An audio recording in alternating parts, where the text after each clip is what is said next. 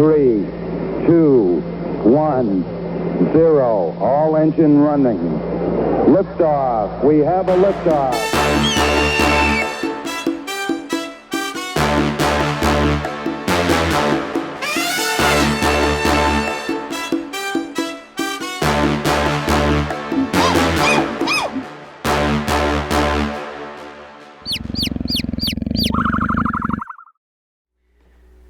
Everyone, welcome back to the Nerd Experience. It's been a little while for us, but we do have some fun new announcements. We have some new merch. There's one on Paul's head. Here, I'll let you see. That's Paul, right there. Yeah. And then we got some over here as well on EJ and Danielle. Yep, we got Violently Female, exclusive of Danielle. Or Nashim, if you prefer. Then we've got escalator gear. We've got bags of holding, backpacks, dice bags, stickers, shirts, just tons and tons of new merch. Cute. I went a little crazy for a week or two of just creating with the help of my wife. Lots of fun new ideas on there. Other thing is the studio is inching closer, just waiting on permit issues. I think that's the only other announcements we have since it's been a hot minute. Recap. The group. You found yourself with title awarded as well as an estate gifted. Also a Zep. We now have that. You did get a Zap. I made that. Yes. You bought it, right? Yeah. Okay. You purchased it. Everyone subtracted their money. You have a manservant. Do you remember his name? Bennigan. Do you remember the little boy servant that somehow came into your service after a certain Katya terrified him? Simon. So you have a BS in your service. Bennigan and Simon. You guys have been meeting with different people interested in gaining your favor and your support as they either desire your support in business endeavors or political. You guys are deciding at this point who to support, where to put your weight behind. With the help of Beth and Veronica, as well as now Commander Fenrod, you have been trying to decide who should we help, if anybody. And you were trying to set up maybe a large farm inside your estate. At one point there was a conversation of growing and getting cows, using the water that Katya was always scared was something wrong with it or deadly. Oh my god. And that's where we're going to pick up is you met with 3 different people. One, a gold dragonborn named Zephyr Goldborn, a southern gentleman willing to business endeavors with you. Then you had a meeting with Persakov Damastro, who once conversation over dinner got a little intense, Katya decided to throw a knife at his head and he dimension doored away.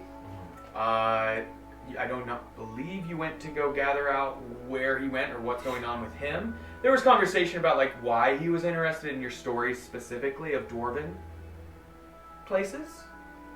You discerned there might be something behind the thing.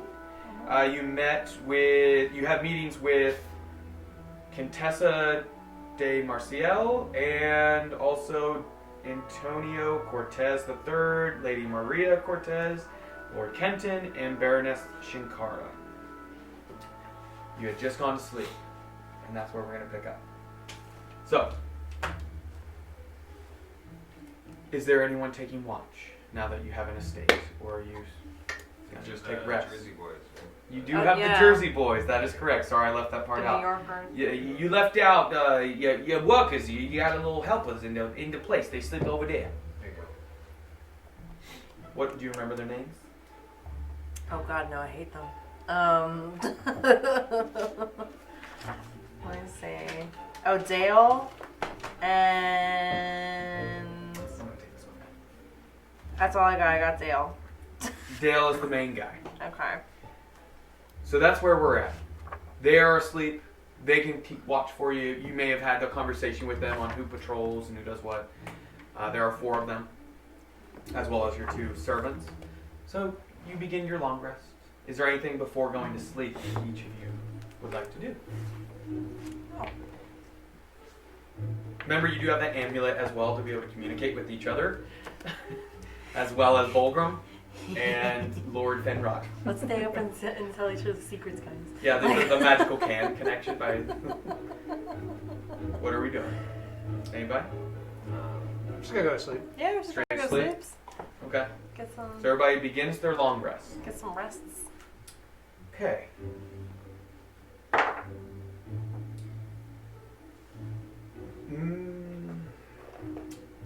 Passive perception.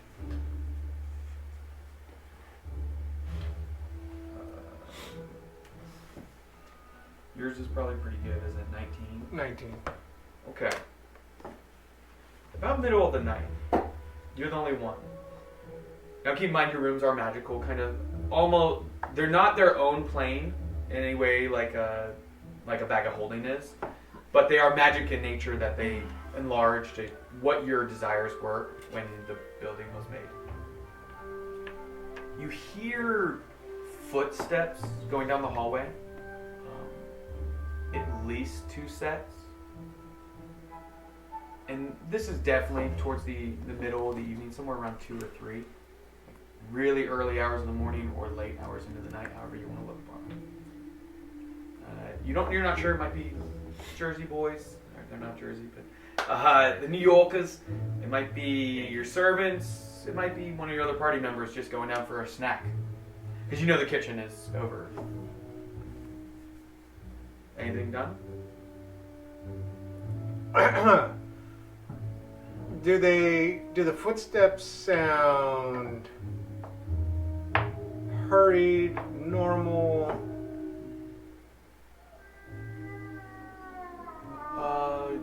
You Hear that? not hurried. Yeah, you heard dogs kind of like going off outside in the city. They don't have dogs on here. They just have wolves. They don't seem hurried. Your perception's 19 for passive. Let's make just a straight intelligence check. See.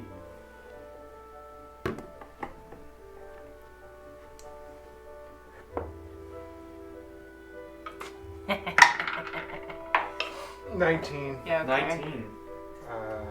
2. You. They seem. 19 plus 3, 22.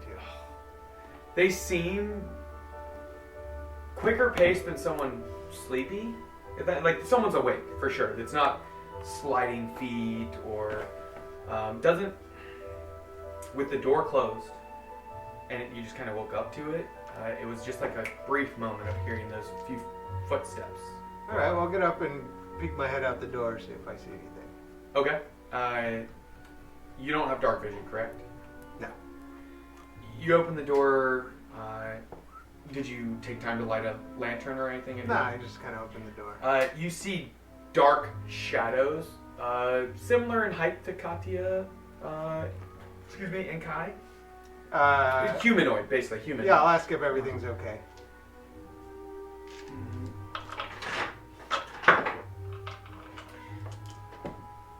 Yeah, we're good. We're just going down for a snack. Okay. You can make an insight check if you'd like.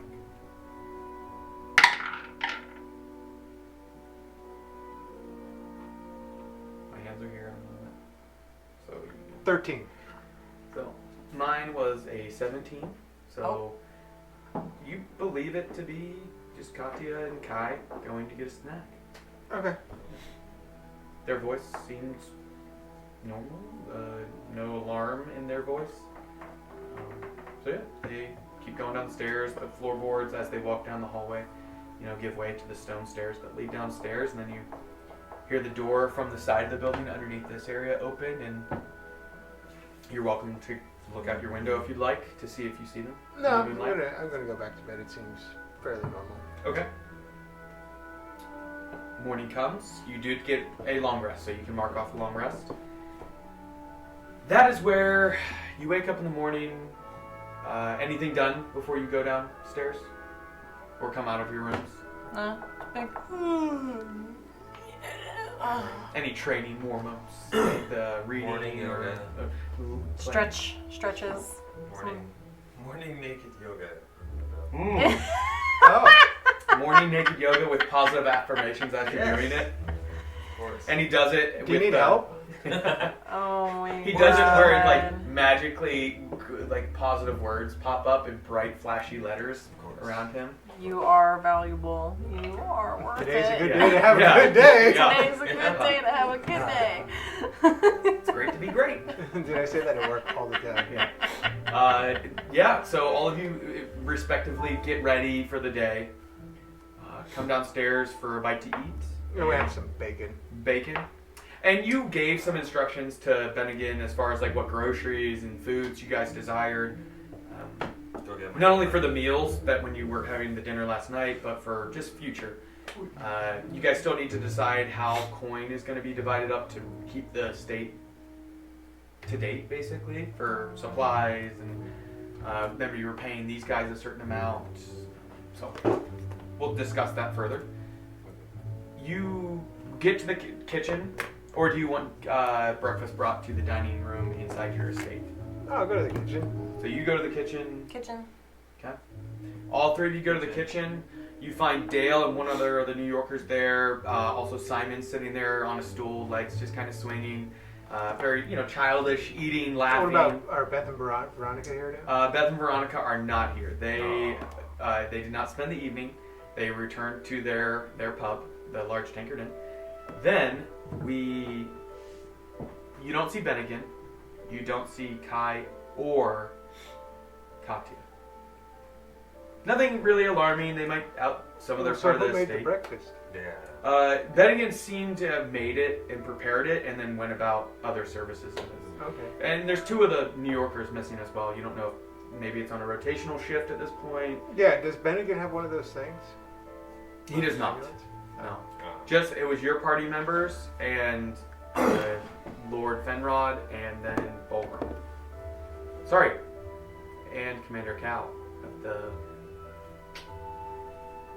So I think Runny Oak is going to take his overnight oats and then go outside and sit on the most uncomfortable rock in the world and just enjoy life. Does he notice anything when outside? Sure. You see Bennigan beginning kind of on a notepad, beginning to draw out lines. You can't tell exactly what, but he's looking at corners of the state and it looks like he's making a diagram of the estate for plans potentially. You don't see Katya or the other New Yorkers. It's overcast. It's a little. The sun has risen, so it's slight sunshine coming through, but not a dreary day in any way. So, yeah. You enjoy your oats made perfectly by Bennigan. Just really left in the water long enough for you overnight. There is roughly 30 eggs prepared between what was told to have prepared. Oh, shovel All it. scrambled, half scrambled, half hard boiled. There are multiple pounds of bacon on a large platter. It looks like some of it's been eaten already by assorted people, but there's actually fresh squeezed orange juice. And it's a nice little meal you guys have. You eat, feel it's cooked perfectly for you, seasoned just right. Bennigan clearly is a veteran servant. Bennigan, you dog. Yeah. Oh, fantastic. It's at that point when you guys are finishing breakfast. Bennigan comes in through the side door of the entrance there, comes down the hallway, sits the notepad down, and begins to speak to the two of you. Are you still outside? Do you come inside? I'm still outside. Okay. And he lays the plans in front of you, or a piece of paper in front of you. And he starts to just very excitedly say, "Well, Lord and Lady, I believe I've got it down. I spent all night thinking about it. You just said you wanted to begin plans to begin harvesting crops. And I think I've laid out the precise amount of land and fencing we'll need to not only have a few cows and chickens and different plants of sorts. And I just wanted your approval before I kind of take things forward, and I'll let you know the cost. And he basically has divided up into small little like quadrants. Like this corner is going to be the livestock area for the cows, and then the chickens are in the middle of a big garden that surrounds it, to where they can actually like help fertilize it and manage bugs and all. He's just got it laid out. Clearly, he spent some time doing it.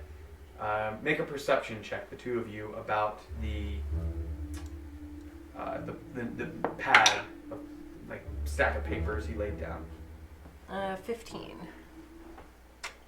20. 20. Both of you see there are multiple other plans underneath that are probably like other versions before he like began anew. There's at least 4 other plans that like he has seriously put some thought and effort into this. So what do you think? Do you like That's it? fantastic, Bennigan. I slap him on the back and you're like, oh! I'm like, good job, Bennigan. This is a shame you are. You're quite strong. Oh, you made my neck pop. I haven't had that happen in years. Thank you. I feel quite loose. Thank you.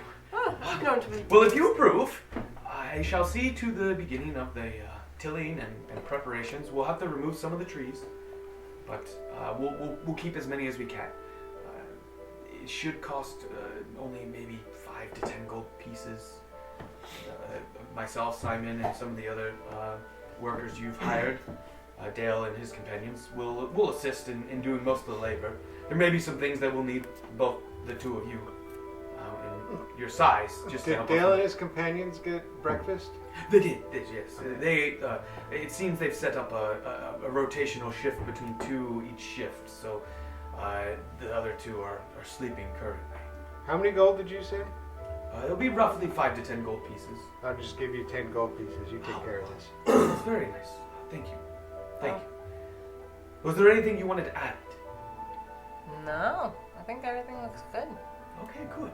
Do you need extra money for feed or anything like that? I believe you gave me plenty yesterday when we set up the first few months' pay for your hired help, as well as myself and Simon, and to see to the estate. Luckily, it was well stocked when it was provided to you, so we should be good for probably 2 months' time before we need more gold. Can I give Bennigan an extra little, like, on top for all the hard work he did? Oh, that is not necessary, my lady. I live to serve. You did a great service and a deed to the city. To be quite honest, my former master was one who was killed. Most recently during the whole issue that happened in the city. So I'm grateful that you brought them to justice. Bartholomew was quite angry. So I'll see to it. If there's nothing else, please just let me know. Or have Simon gather me. He knows where I'll be. Have a good day. Thank you, Bennigan. Thank you, too. Bennigan. You're welcome. And he walks very formal. You see him still kind of like, wow. And papers in hand. Ronnie, you see him come back out, very smiling, huge. And he calls out to Simon, Simon, come here, lad. And you see Simon like poke his head out the door, very like 80s TV style, like. And he just comes running in his little butler's attire that you guys got him. Oh my god. But he has like shorts, butler shorts, with like a formal, like a schoolboy outfit kind of look to it. And he runs up to. Yes, Bennigan, Lord Bennigan. It's Master Bennigan, not Lord. To get that straight, you hear that? Okay, here are some things I need you to go gather for the plans that have been laid out. Me? You trust? They trust you, so I trust you. And then Simon goes, oh, okay, you're right. And he holds out a hand, and Bennigan hands a coin purse to him, and helps lift, what did you guys name that oak? Do you remember? The rod that's across the door? Yeah. Oh. Ron. Ron. Yes. Ron. Named him Ron. Yeah, short for Ron. Oh, yeah, because he's said oak. oak. He's Yeah, oak, you're yeah. messing with- So, oh, yeah, because I made the joke and you jerked Ron off the door. Okay. Bennigan lifts and slides Ron out of the way, and Simon exits out, closes the door behind him, but does not lock it. He just leaves it closed. And begins to move about, kind of like raking leaves and just seeing to things. Sorry, I didn't do that. It's okay. that's when you realize, oh wait, we have meetings we're supposed to have today. Oh God. And inside at some point during breakfast after bedding in, you guys realize, where is Kai and Katya? Like, they should have come down at this point. And you know you have a meeting with Contessa. This is she was the dueling club chick, the blonde dueling club chick. You have a meeting at lunch today with her, and then both the Cortezes have requested your honor of the host of that party, of the gala for you. Well, the Cortezes and yeah, one other person, Lord Kenton maybe. Yeah, we haven't met with the Cortezes or Yes, Kenton. the Cortez siblings also invited to the party. So Lord Kenton and both the Cortezes, and then Baroness Shinkara, you're supposed to have brunch with her today. Today, and then lunch with Contessa. Okay. So you just had a huge breakfast, and you're supposed to have brunch. That's and okay. lunch. You guys were just like, yeah, just say yes to everything. Yeah. And you also have, remember, not only you have to send response on who is honoring you with that gala today has to RSVP basically. But obviously Goldborn had offered a business endeavor for you to track down somebody who has a business deed that he is owed. And Perikov's actually, he's out because of how that ended, so. Maybe. It's possible. It depends on if you're able to track him down. You don't know exactly, was he fleeing because of just fear for his life? Because of the rash decision to throw a knife at him? He was asking some questions. You're not sure. Which I still think we should have done novelty. He was offering just so that he could claim he was part of the group. So there are still decisions to be made, but coming to the forefront of your mind is, where are your other companions? Yeah, where? Where are the two other escalators? Yeah, can I use my little walkie-talkie to talk to them? Sure. Yeah, so you grab your amulet. What do you say? Hey guys, Kai and Miosha. Katya, sorry. Katya. Who's that? We gotta go to brunch here in a little bit. Are you guys up? Are you awake? Remember, guys, today's a good day to have a good day. Now get Yeah, because downstairs. all of you hear it. Get downstairs, hurry. You missed breakfast. You wait. No response. Alright, well I guess we go to their rooms. Okay. Yeah, go see what's going on. All of you, or just who's going to where? Well, I think we're still in the kitchen together, and Ronnie Oak's outside on an uncomfortable rock. I'll take Katya's room. He has the tiniest little sharp-edged rock just jammed up his ass. Just uncomfortable with it. Just perched right up on it. I deserve this. Good person. How good am I? Oh my God. Yeah, so I guess are we gonna pass by Ronnie Oak? Mm-hmm.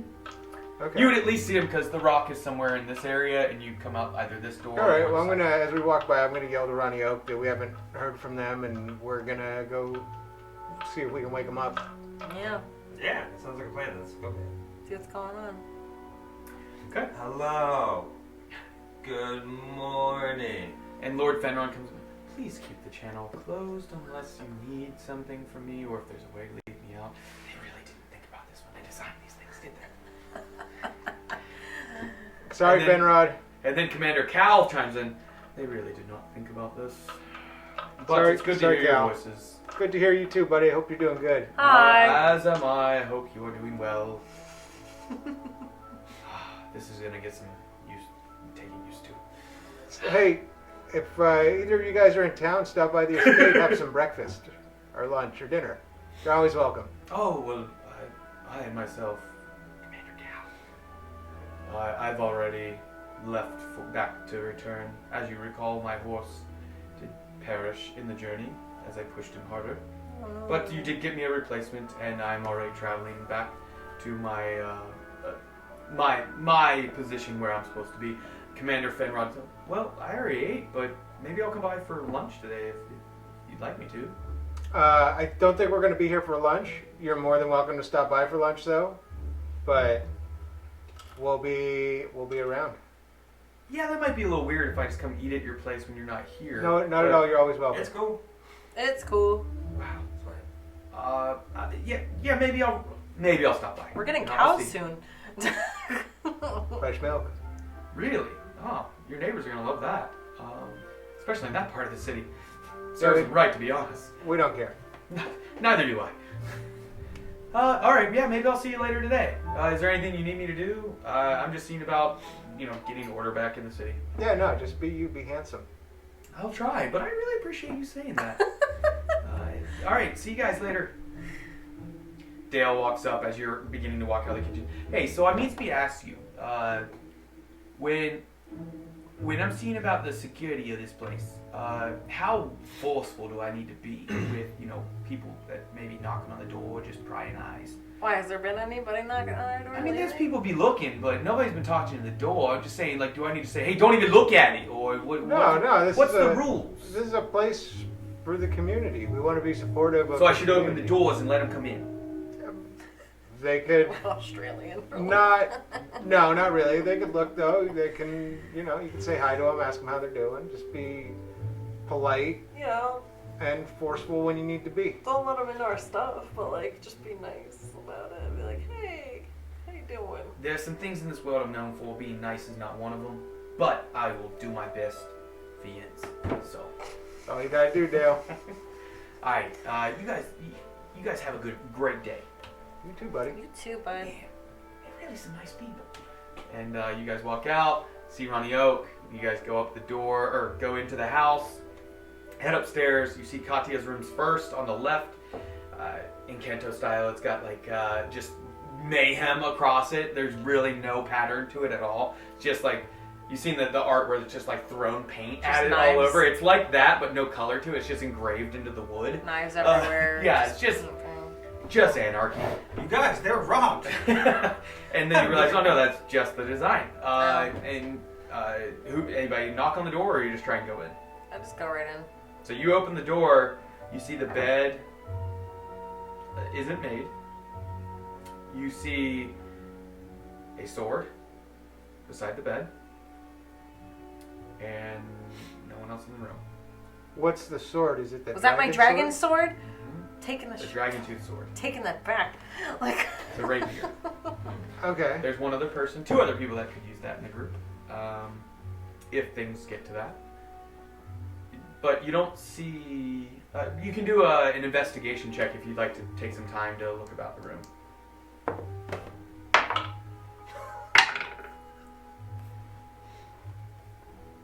Anyone above 15?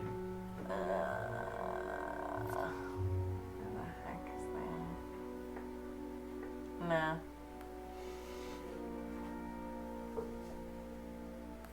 No?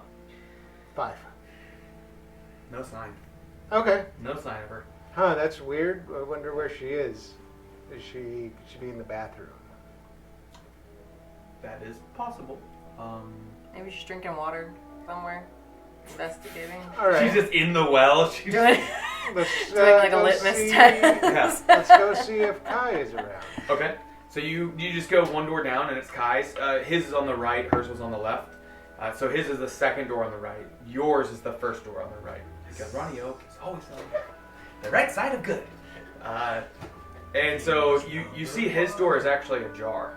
Just cracked open, not like... So you're welcome to knock or just walk right in like last time. We don't keep secrets here. We're family! Take these doors off the hinges. You open it. This one, do a separate perception check immediate when you open the door. 25. 25. 8. 8. Get all low rolls out. You're just looking at the swords. She took it from me. 16. 25. You notice it is already, to your eyes, a wreck. Oh. It's very many natural, like neutral colors of browns and greens and earth tones. His bed is not even touched. It looks crisp, clean. The only thing clean in the room looking. Everything else is very natural, almost looks dirty. Similar, you see all that as well. The 25, though, you notice it looks like there's a little bit of, it's not actually dirt on the ground. The rug that was put in here looks to be made to look like natural earth.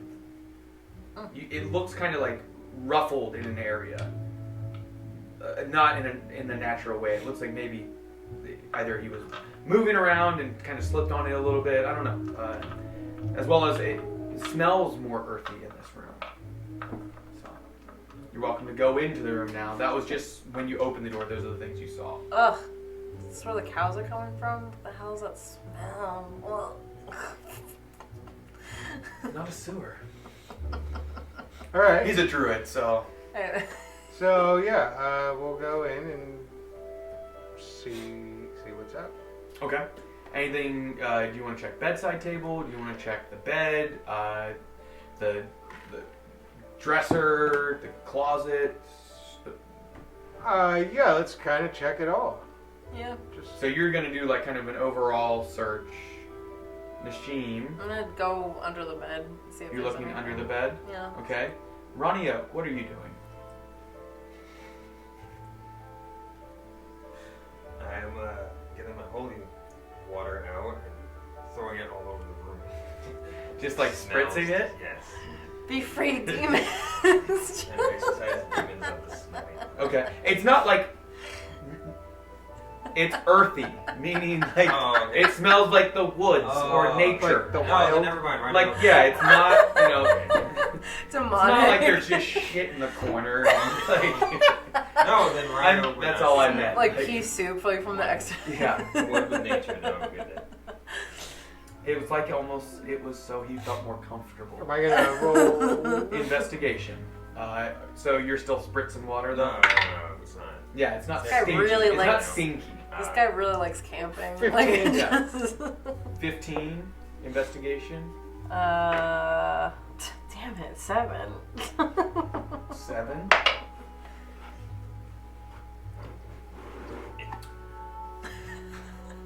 Seven, bad you at find the rug continues underneath the bed. Okay. Other than that ruffled Wow. up area, There's more rug under here, guys. phallic. You find a note from Kai, seemingly in his hand style that you've seen. You haven't seen him write very much, but a few things. It looks like wait, can your character read? Yours can. Yes, my Yours character- can't. I my can't character read. Can't read because Okay, sorry, Nashim can't read, so it's a real raised thing. in a monastery. You're right, that's true. So ironic. Alright, so the note, it says, sorry, Escalators, I left the woods to save my family and get rid of the undead, and it seems like we did that. So I had to leave. Kai. What the heck?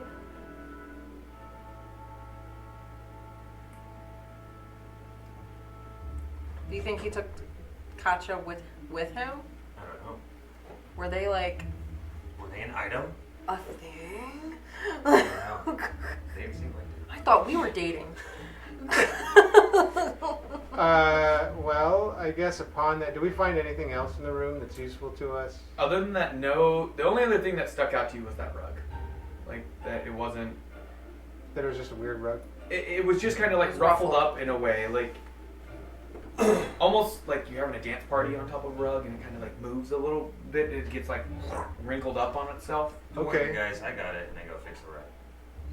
Okay, so you flatten it back out. Okay. As you do that, you see there's a tiny tear in it. Small little tear, maybe 3 inch long. such a good morning, and now I'm sad. They ripped the rug. I think, Do we think that something happened and then, like, they were taken? you think he mentioned something if you ripped the rug? You know, it's really unprofessional. Who rips a rug and just leaves? Yeah. I'm just cutting the rug in your own room. I dance in my room. I don't know. Yeah, Ben again. Fix it. And I pick up the rug. It's underneath the legs of the bed, so like you go to take it and it tears a tiny bit more. From the weight of the bed, still holding it down. Somebody pick up this bed, you know? You guys being giant, massive, and everything. I just go over and I tear it, like, I literally, like, pick it up and try to fix it, and I tear it more. I'm like, oh. At this point, the rug is just barely hanging on by like 6 inches on each end, and it's like a diagonal cut across it. Just a tear along the seam. I tried my best. Well, next time we go into town, we should probably get a new rug. But is Kai coming back? Now that the tear is big enough, as she grabbed the rug from you and began to tear at it, make a perception check. 23. Oh, wow. Okay. 20 was the DC. Where it looks like that would have lined up potentially on the ground initially before it got wrinkled. So there's a little bit of like a stab mark into the ground from like a knife. And it looks like some type of liquid surrounds it a little bit. Not like a puddle, but there's enough of wetness. What kind of liquid? I don't know. Is it the essence of Is moisture? it blood? Yeah. Is it what? Is it blood? It's not red, Oh. but you're more than one. He noticed it, you did not. Yeah. Hey guys, you see this little, it looks like someone dug a knife into the ground or something right under his rug. It's an essence of moisture around it too. I don't know, guys. Something doesn't feel right about this. Isn't he the one who likes to throw knives and stuff, right? Oh, no, that's another one. That's right. Gotcha. What What do we do? What would Nature Boy do? We also have to get ready for brunch. Okay. Maybe we send off word with Dale or Simon. Maybe they can, like, go into town and see if there's any weird, suspicious things going on that maybe somebody's seen. But Tyler, you know him more than we know him. Well, I mean, the excuse checks out, but the rug thing is kind of weird. Would he just leave us like that in the middle of the night? That's not really his style, but Maybe Katja did something. Oh, She does like to stab people. that old lady. I always knew it. I mean, I thought she was cool, but maybe she had nefarious intent. That was a big word. she Wow. pushed me downstairs. The first time. Are you feeling okay? That was a big word. That was You a want me big some word. Water? That was a big word for me. Oh my god, I need to sit Need some down. water. Like, I just sit down on his bed and then like hear like a big.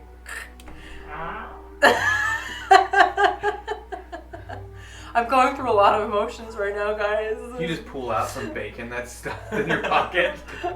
Just chewing on Yeah. it, like just rocking back and forth. Ronnie, you see the note.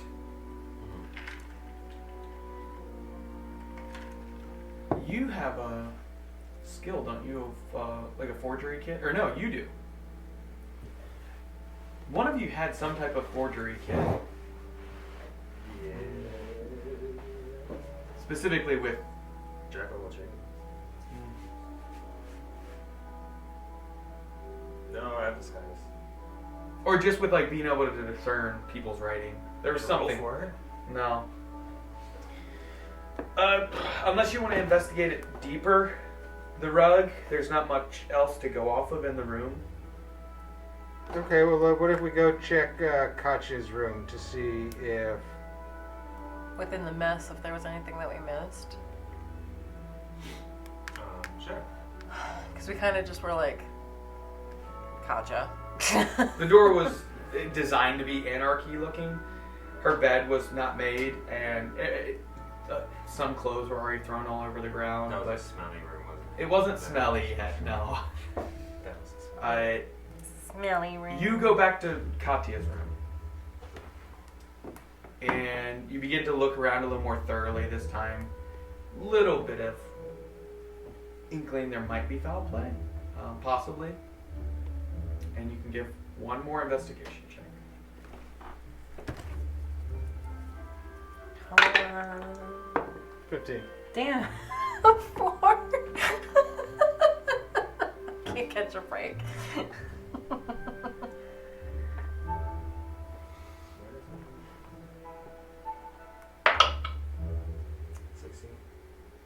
15 and 16. Paying a little more close attention to details, you find a similar note tucked inside her bedside table, seemingly in her handwriting, that you've never really seen her write, but it looks a little more feminine in style. And it talks of, this is too much, I never really wanted to get involved in this. I was just following Ronnie around because we were supposed to have a date after the one thing. Wasn't she one of your fans at one point? Yes. That was the What? thing. And ultimately, like I realized I don't love him. It was just like that girlish fantasy about the rock star, and he's really not a rock star at all. And so I just need to leave. Star. And it just kind of like rambles on and on for a little bit, and then no like signature of Katya or anything.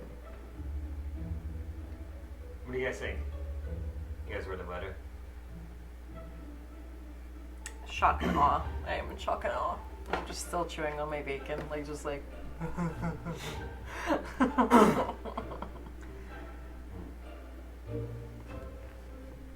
So what do we do now, guys? Let's talk to the New York boys. Yeah, see if Someone they had saw to see anything. him leave or do something, right? I guess, yeah. Yeah, let's go talk to Dale. Okay. Dale is up on top of the wall here, just kind of watching over the gate area. You see his buddy Tommy on one of the walls over here, just kind of leaning against it, kind of looking over, bored by the looks of it. And you make your way up there to Dale, or do you just yell up to him? Just yell up to him. Okay. What do you say? Hey Dale, can you come down here for a second? Yeah, I'll be right down. Just 1 second, yeah. And he opens the hatch, climbs down, comes out. Hey, Tommy. Tommy? Is that what I said his name was? Yeah. Hey, Tommy, keep an eye out for me. I got to talk to these. Yeah, what can I do for you? Hey, did you guys, were you up last night? Nah, Who was on watch last night? That was Tony and Timmy. no, that would be too. It was Joey. Edgar and Simon. No, there's already a Simon. Damn it. Billy and Edgar. Billy and Edgar were up last night. They're sleeping. You need me to go check them? Well, yeah. Something wrong? We got something to do? What about Paulie? Well, He like kind of has his hand on his sword hilt at this point. We got to work, don't we? We're about to go do something. Whose car are we taking? What's the car? Zep. Who's Zep we taking? well, two of our companions left in the middle of the night. Oh, the chick in the woodsy guy. What was his name? Kai? Yeah, Kai. Did you see them? Nah, I mean I was sleeping. We can go ask Billy and Edgar. Yeah, let's go do that. Yeah, let's go rouse them. You know, walk behind me real menacingly. I want to kind of give them a little fright. Right. And he leads you into their barracks. Opens the door and he gives a little tiptoes over and he's like, Hey, motherfuckers, wake up! Oh my god. And you guys are standing 2 Goliaths behind him, and Ronnie's just frightfully looking. Right? Whoa. Hey! Nah, I'm just fucking. Did you guys see anything last night? Yeah, I dropped 2 already. I'm sorry. And you see Edgar wiping his eyes, and Billy. See what? What are you talking about? Did you see anything last night? Anything suspicious? They're saying 2 of their friends got lost. Or they left. Something wrong, right? They left? We don't know. Alright, did you see anything? Just answer the damn question. Otherwise, these, you see how tall they are. They're gonna hurt you. They're gonna throw you into that well. What'd you see? We didn't see anything. I mean, did you see something, Billy? No. There wasn't much happening. Only thing, the patrols were going through town. It seemed like one of them especially was keeping watch over the estate. I assumed it was because of the, fact that you're new to the area and they wanted to make sure you were taken care of. Can I roll insight to see? Sure.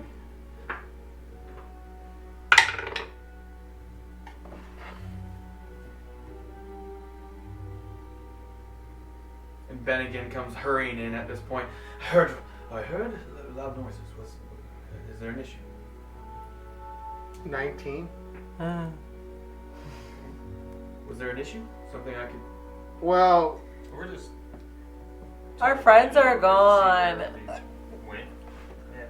Who? Kanchan, Kai. Lady Katya and Lord Kai left? Do you know it would appear that way. Yeah, I didn't see them this morning. There was plenty of breakfast left over. You have more bacon. I do. Yes. Katya asked for a pound just for herself. I can go gather it for you. Just one moment. He goes to walk down towards the kitchen from the barracks, and Edgar leans over and goes, other than those gods, we didn't see anything. I'm sorry. It was pretty quiet. 19, it seems he's telling the truth.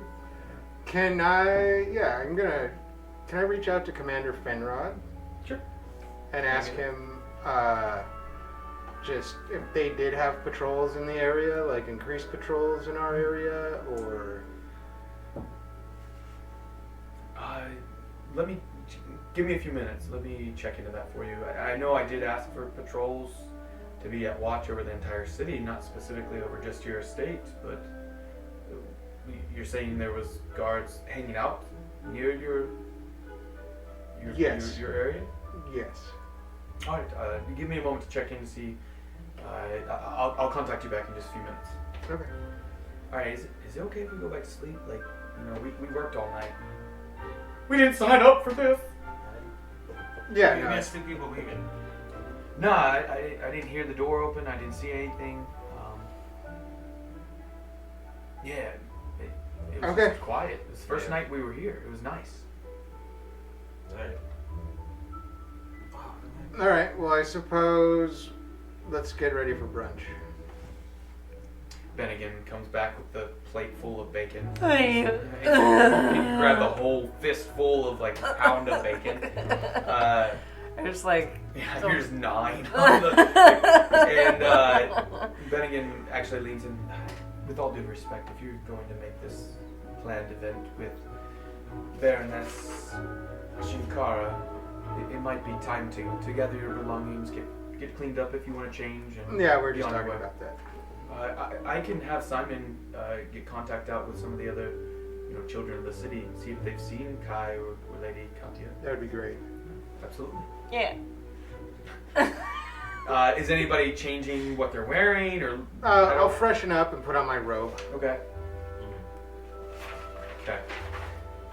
So you put on your robe. So now you have a shirt on. Ronnie Oak is already cleaned up for the day anyway. Nashim's got bacon grease down her little wrist guard. Yeah, just like all the way around, and I'm like, it's just tears. But the bacon's gone. It smells like bacon. Yeah, just the smell of bacon is going to follow you around until she washes herself. Do you need directions to Baroness Shinkara's home? Sure. Do you plan to walk or take the Zepp? It will determine your route. What does the Zepp run on fuel-wise? Water. Hopes and prayers. Oh, water. Mm-hmm. Dang. It's a steam engine, so you put that in, and typically it has a magic gem inside it that boils the water for you. Okay. Yeah, you just have to kind of crank it to get it going. Is the Zepp filled up? Yes, I had it filled when you brought it. Sure, we'll take the Zepp. If you're going to that route, you're going to unless you need it to get supplies. Just later in the day after lunch, if you bring it back. You know what? We're gonna walk because something always happens, and we may not be back in time. Well, I hope nothing happens in a poor way, but because we have lunch also after brunch. That's true. You do have lunch with Contessa de Marseille at her dueling club, just on the southwestern side of the city. Do you need directions to there as well?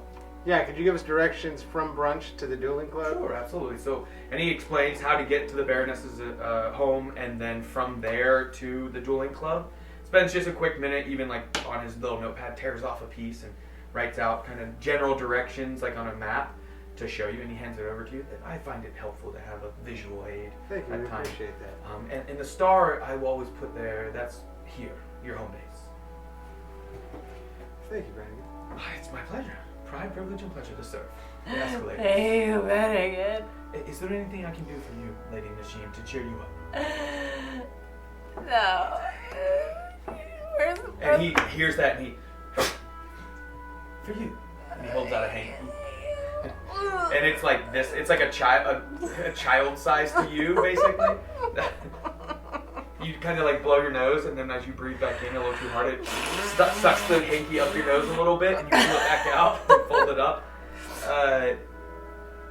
Enjoy brunch. Hope all goes well. I hope they make it. Oh wait, we're walking. No. Oh yeah, you're walking. And so you begin to walk. Do you take weapons with you? Your weapons are always on you. Do you have your obviously musical instrument, but are you geared up? Like, are you bringing your big axe and dragon sword? Are you bringing your sword? The rapier, by the way, typically proficiency is going to be better with that in one of their two hands. Now his are psychic damage, and whereas the rapier is going to be really good. Honestly, for Ranio. I keep almost saying Bart, to be honest. I did that the whole thing. Now we know. I am Bart. Just a heads up. Something's wrong, right? Just so you know, his character specifically, the rapier is going to be better for his Okay. than typically in your hands. Out of character. Okay. Like it's a great sword, or it's not a great sword. It's not designed for Goliath I give it to or whoever needs big it. people. So if you'd like, you can take the weapon and use it. It's a magical weapon. Did I ever make it? You have it in your gear? So if you want to find it so that you can add it, and don't feel like you have to give it to him. It's just your axe is going to be way better for your fighting style. All right, so you guys make your way towards the Baroness's home. It's in the part of the city where not the ultra wealthy live, but more the Mysterious dragon sword? the successful business folk that have made it, but they're not ultra wealthy. Like, they're not from old money. This is up and coming money. Outside the home is pretty well manicured, and it looks that she has a single servant outside, just trimming the hedge, and sees the two Goliaths and a human coming. I presume you be the Escalators. Yeah. Well, shall I announce you to Baroness Shinkara? Sure. This way. And he opens the little iron gate, the little like iron rod gate at the front, latches it so it stays open, and leads the way to the front door. Opens it, and then gives a quick like stomp click of heels, and then announces to the house. And you see a couple more servants moving about upstairs. It's an open atrium above, walkway and all that. And you can see an older looking Asiatic woman, is the best way I could describe her probably. Thinning hair, but very frail looking, but not old, like more in 60s, somewhere in that age range. Human by the looks of it. Tight skin, in a very clean, tight forming red dress. Oh. And as the manservant kind of opens the door, stomps and then gives a bow to the lady, like in her direction, and says, "Baroness Shinkara, I announce the arrival of the Escalators. Where would you like to have them?" I put it as an Asian woman, and I don't want to try and do an Asian accent. She's gonna say, "Yeah, just have them in the sitting room, and I'll be down in just a moment."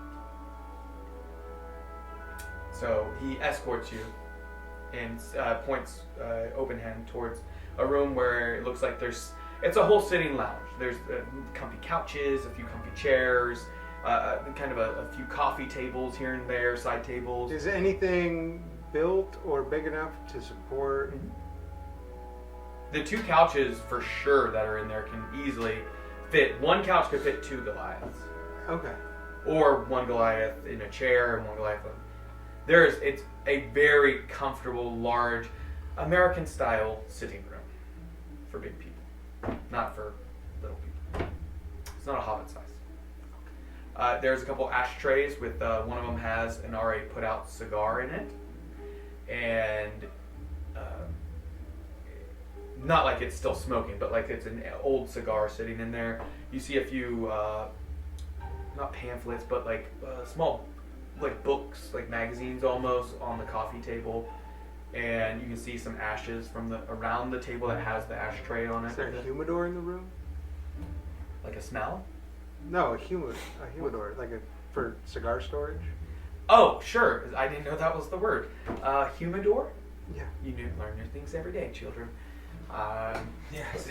Kids, There is, and whatever it looks like, that's there. Is it normally like a dresser or a closet, Or a box? or like a cabinet, like an armoire box? with glass? They range like. I'll design it in my head then. It's a glass armoire with rows of cigars. You can see assorted ones missing a few here and there. You can see there are little boxes of matches on one of the shelves, neatly laid out. Yeah, just like that. It's rich mahogany.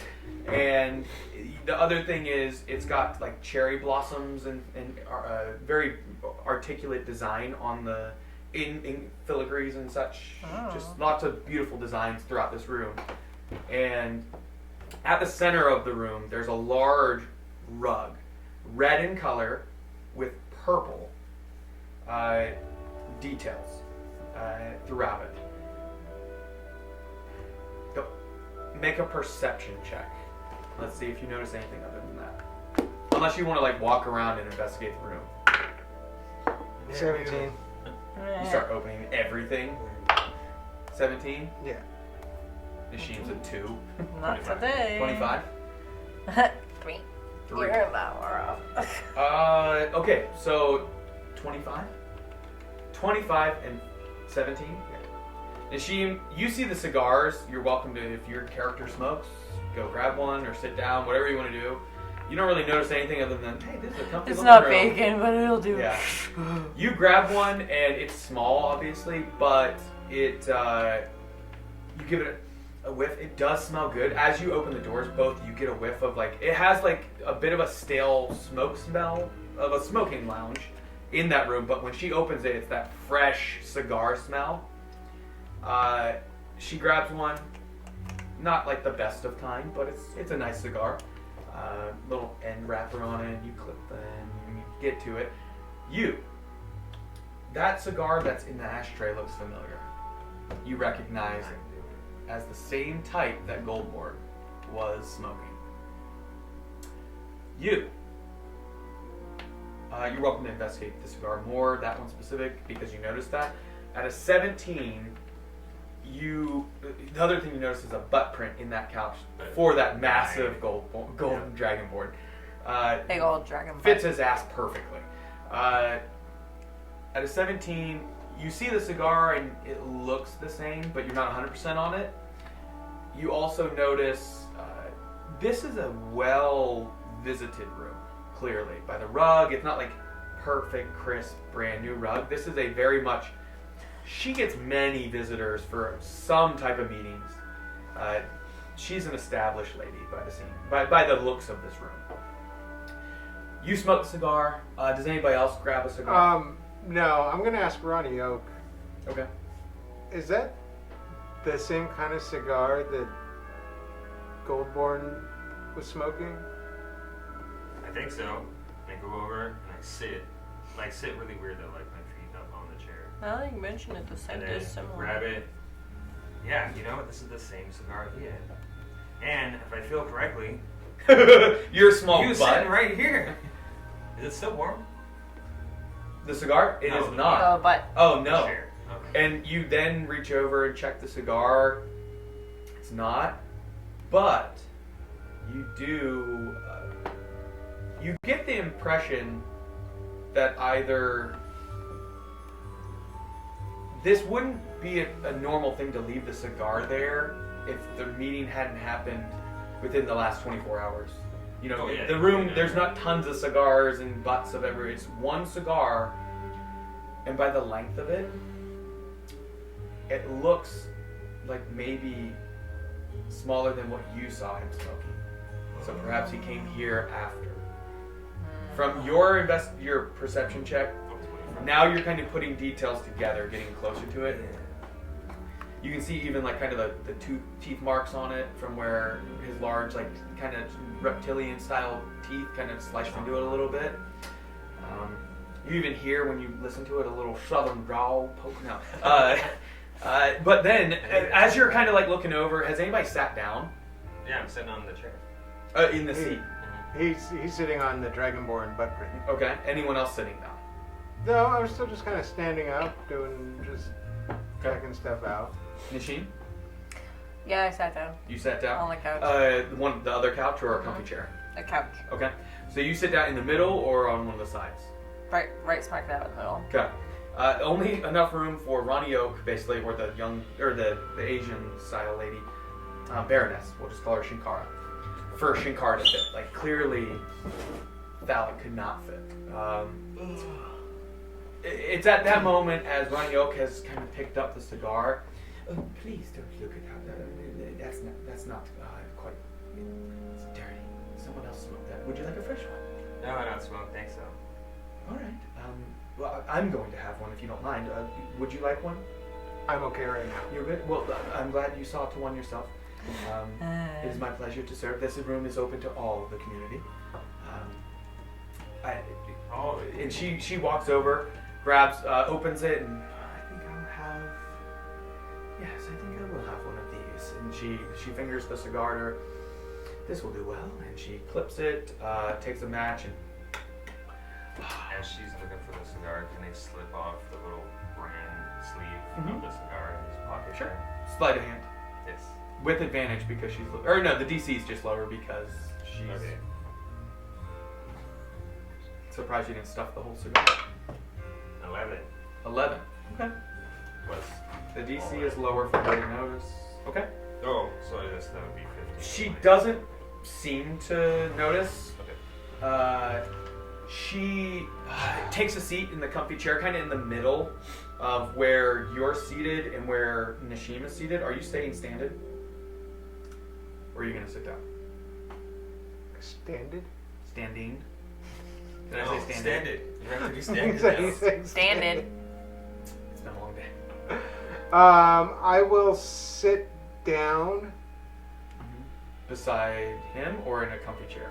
I would like to sit down in a position to which my back is against the wall, but I can see the room. Okay. One of the chairs, the other one, is kind of up against the wall, where you could see the entrance to the room and the front door at that point, and the rest of the room. Okay. And the windows that look into her, which shine some beautiful light through. You just now notice some of the detail in the windows. Well, I asked for your audience. You are an up-and-coming influence within the city. I desire to bring Westhaven to not only its former glory, but to take it somewhere beyond where it's been. I was part of what you might call the resistance, or those who fought against Bartholomew and his changes. I had to do so in the shadows, as your group was quite more in the open resistance, as it seems. Now, was there like so can I ask her You can ask whatever you want. a question? Do you interrupt, or do you? Well, I'm trying to remember if there was a code word, or if pretty much most of the resistance knew like thieves can't. Some of them use thieves can't. Some of them the only word. Sure, there was a code word. We never really decided, but that would make sense that there was one. And we'll say it was Gallagher. Gallagher. In Elvish, Gallagher. I don't know why, but that's what it was. Okay. He used to smash, watermelons and shit. Yeah. So, sure. And as I saw to trying to stop the evil that was happening upon the city, I noticed you going about. And where are the others? I was told, I knew there were more than just the three of you. Are they not arriving? They've been called away on urgent business. Understood. Well, I'll just be frank. I know you're busy people. I'll be right to the point. I desire to become chancellor. Only for the benefit of the people of the city. Have you spoken to Lord Gallagher about this? I'm not familiar with Lord Gallagher. Is he an up-and-coming You player? don't know Gallagher? I'm not familiar with Lord. It's Lord Gallagher, or? Well, we just call him Gallagher. Oh, I haven't met him yet. Maybe perhaps you could set up a meeting. I desire this for the people. I once was a lowly bookkeeper for a businessman, and I worked my way up. Everything you see, I've worked for and gained through hard work, and that's what I desire for the people, is to give them that opportunity. So, if there's some way I can convince you to have your backing, I can get people to testify of my. How did you amass your wealth? First as a bookkeeper, I saved up coin when I could, and then began a merchant caravan from Westhaven to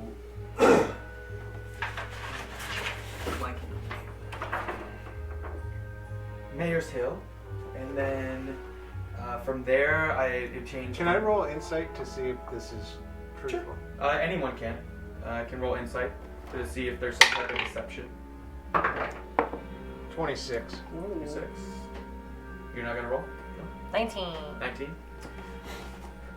So far it seems truthful, other than the whole Gallagher thing to you. It doesn't seem like she actually was part of the resistance at this point. It was maybe she likes to say she was, and now that's like the bad thing to do, perhaps. But I set up the caravan as I was able to continue business growing and growing over time.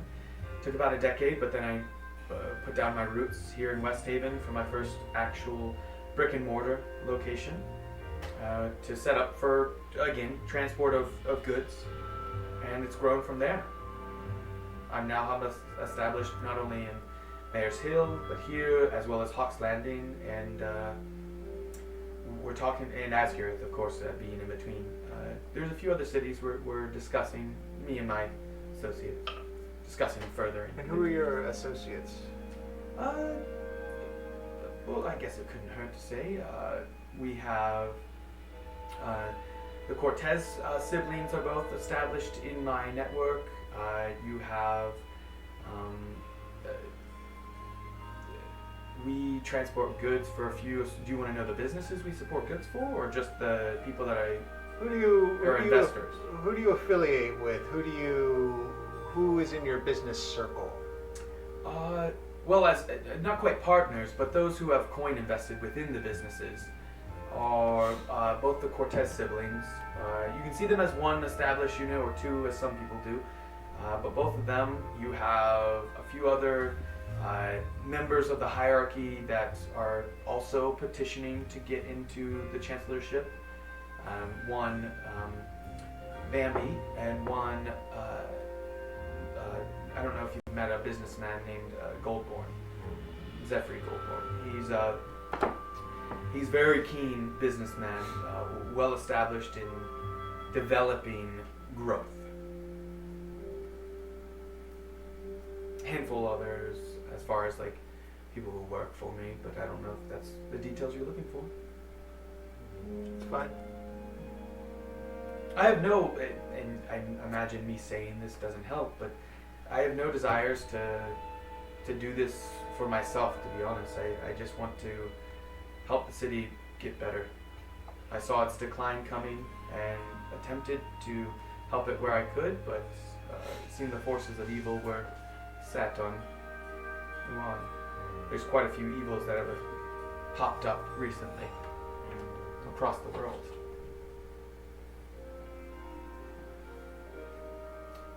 And brunch should be served in just a moment. If it's okay, we'll eat in the sitting room, unless you would like to sit somewhere else. That's fine. That's okay. She kind of gives a little tap of two fingers on the side table beside her, and you hear movement off in the house. You don't know if there was a servant outside the room, maybe waiting for that signal.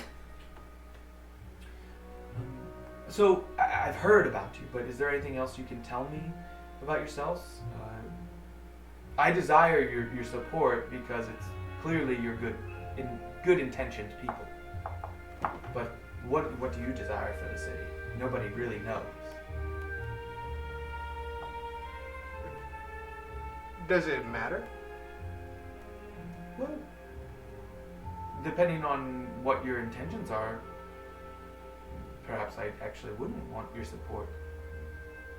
I feel like her word kind of speaks for us. I don't think there should be anything more than that. We're defenders of the city. Yeah. We're defenders Can-do attitude. We're defenders of freedom and the downtrodden. Those who can't defend themselves. Those who can't speak for themselves. We're willing to step up and speak for them. Those who can't do what needs to be done. And we escalate things. Oh, so that's where the name comes from. We escalate things with the evil of the world. Understood. Well, then I do desire your support. I assumed those things, but I wanted to hear it from your mouths. I find in business assumptions can kill. So,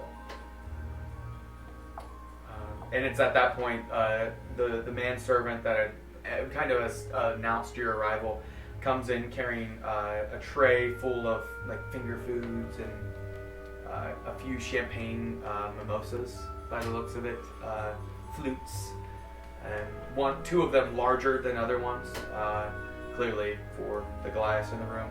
And he makes his way kind of quietly in the background as the continued conversations. And what you've noticed is she has not smoked her cigar at all. It has been lit this whole time, but she has more just had it almost as a formality to give the feeling that she's a businesswoman that smokes, but perhaps it's just a facade for her.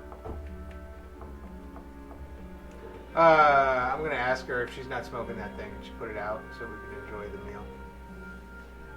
Oh yes, I'm done with it. And she, by all means, and she kind of squishes the end down into the ashtray beside herself, kind of brushes her fingers off. And then the manservant comes around and he has like these warm.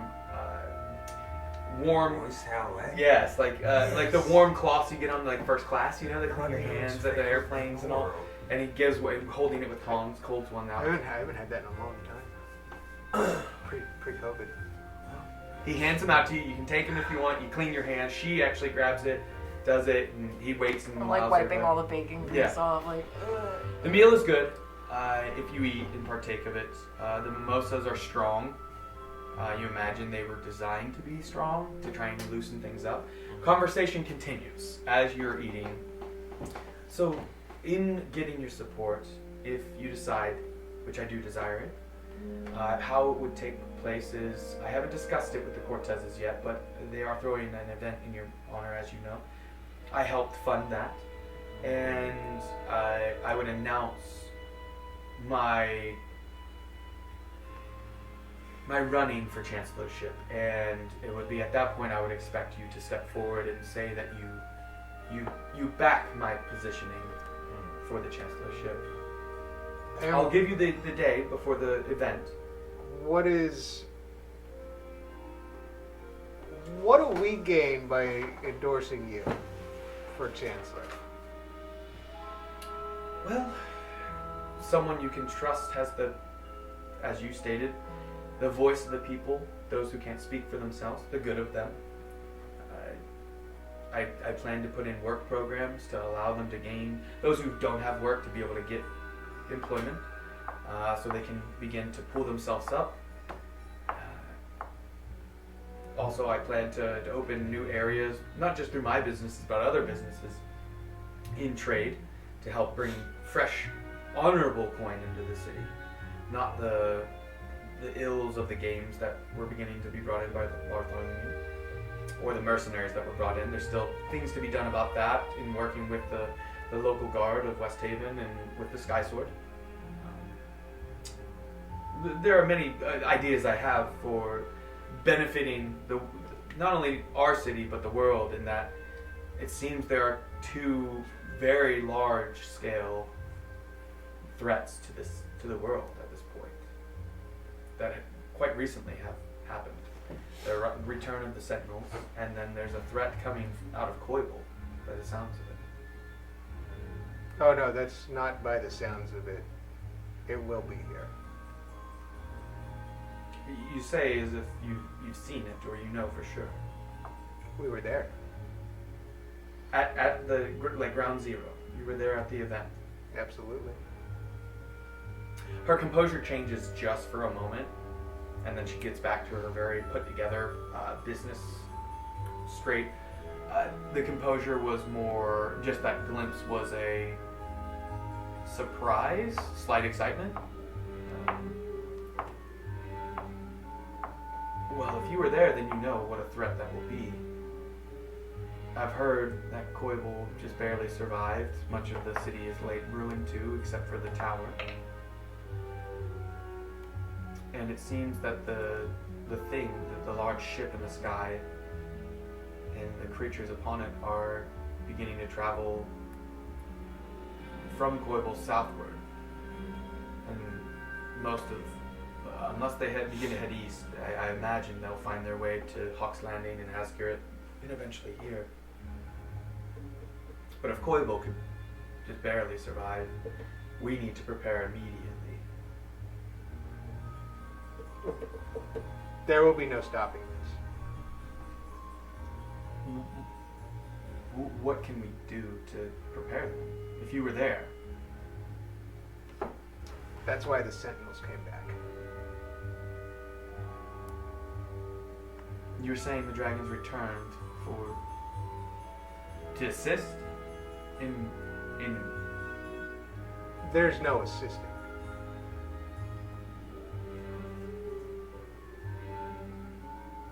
So, are you saying the Sentinels are here to help us, or to help the thing that arrived in Koible?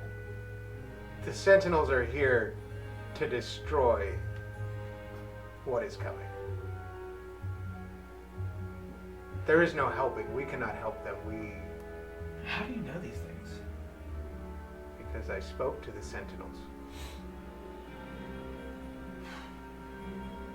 again, that excitement / surprise. She kind of leans back in the chair at this point. You spoke with a sentinel? They can speak? No.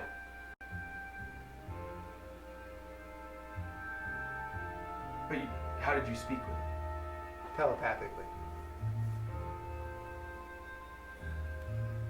Understood.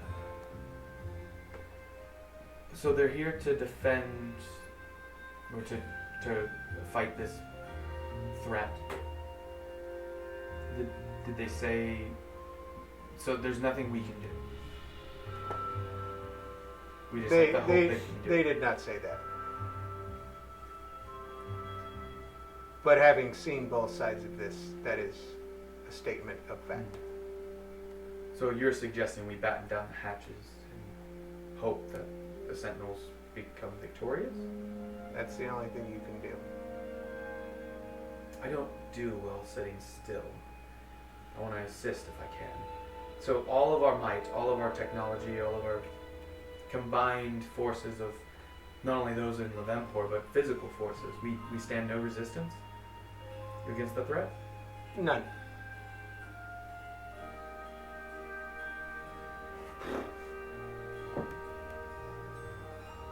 What are they? These things. You seem to have fought them, or have at least been close enough to see them. They control your mind and your body. Can they gain control over the Sentinels? No. No. You're sure? The Sentinels are just too old and too powerful beings. I don't think that they have that ability to overcome them. I hope you're right. I hope so too. Not to sidetrack or anything, but this is not why we're here to talk with you today. No, but if I do become Chancellor, as I intend to attempt to get that titleship and the honor of being Chancellor, I need to be prepared for the threat that potentially is coming this way. I don't know how much time we have, but we can batten down the hatches if we have to all gather inside the Sky Sword. And I mean, the city might be put to ruins the same way Koible was.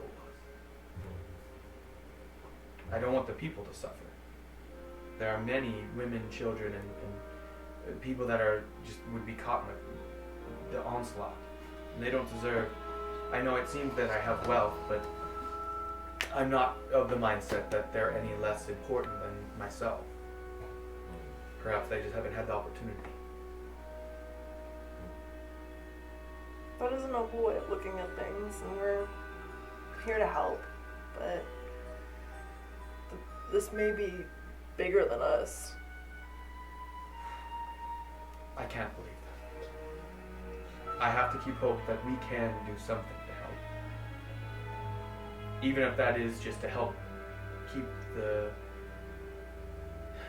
people of the world alive long enough to survive this. There are going to be those that resist, that attempt to help the Sentinels, or I know some that will attempt to fight the Sentinels, which will hinder the cause. So perhaps we could send word that they're here to help us. I won't speak for my colleagues, but in my culture, we're willing to put our honor and our lives on the line to help those that need it most. So I will vow to you that I will put my life on the line to protect as many as I can. It may come to that. Well, I did not mean for this to get so serious. And the manservant has come through multiple times. Go ahead and make a perception check about him. I missed it. 29. Ooh. That was a nat 20. Nat? Sorry, my throat was getting a little purified. It's all them voices. 23. 23? 29, 23. 3. Man, that mimosa's good. And you have had 3 at this point. Ronnie is just enjoying the morning. Feeling nice. You notice he has overheard a few things. He was coming through the second time with, just allowing you to take additional drinks or food. He doesn't just keep circling, but it's like every few moments, every few minutes, he's coming through, just offering additional treats and such. Concern has built on his face each time he's gone through, and he's heard of the talks of threats and sentinels, and you don't know. And you can see it on his face. Oh, changing. you can see he's concerned. Can I ask him what's wrong? You can?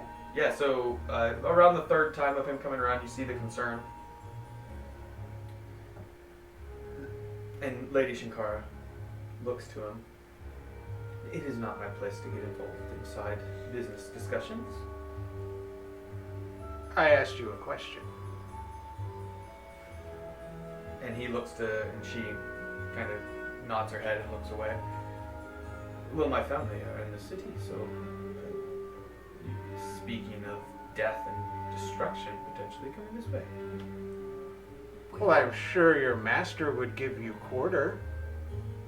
Well, I'm sure she would try, but unless we take refuge somewhere stronger than a home built of wood and brick, it doesn't sound like we'll be able to stop things that can control our minds. Lady Shankara, we've talked about a lot of things here today, and we need to make sure that this all stays confidential to not induce panic in the city. Oh, for sure. And we do realize that you have a lot of different guests that come here, so they must not also hear of this and plan uprisings for their own personal gain or anything of the sort. I can make a promise to you. I will not share this information with any of my business associates or any other people until you give me word that either I become chancellor and I need to. It's my place to warn and prepare, or you say I can. I can give you my word. We tell you this just to prepare. I mean to. And we mean the best intent in sharing this information with you. We do not want it. So I just want to Yes. establish that your secrecy in this matter is not predicated on your chancellorship. No. It's if I become chancellor, then I'm required to take the people's safety at my number one concern, and so then I will have to speak with the leaders of the guard and the Sky Sword to get things moving to prepare.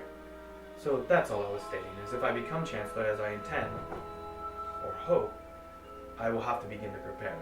I will try and keep what I can to as minimal communication as possible.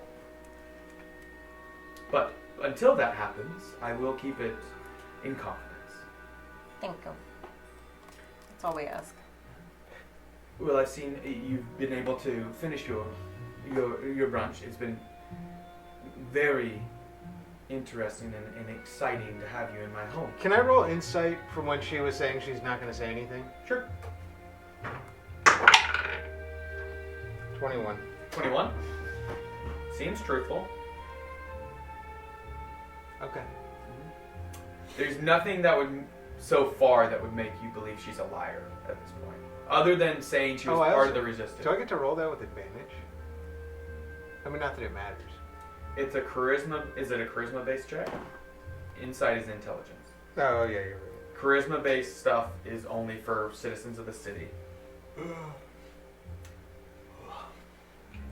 I will hopefully see you at the event in 2 days' time. Please send word if you plan to give me the honor of your support. Okay. We will. Thank you for coming. And she stands, leaves the room. You guys are welcome to hang out for a little bit or just immediately leave. You do have lunch to go to in a very short amount of time. Yeah, let's go to lunch. Yeah, we should get going.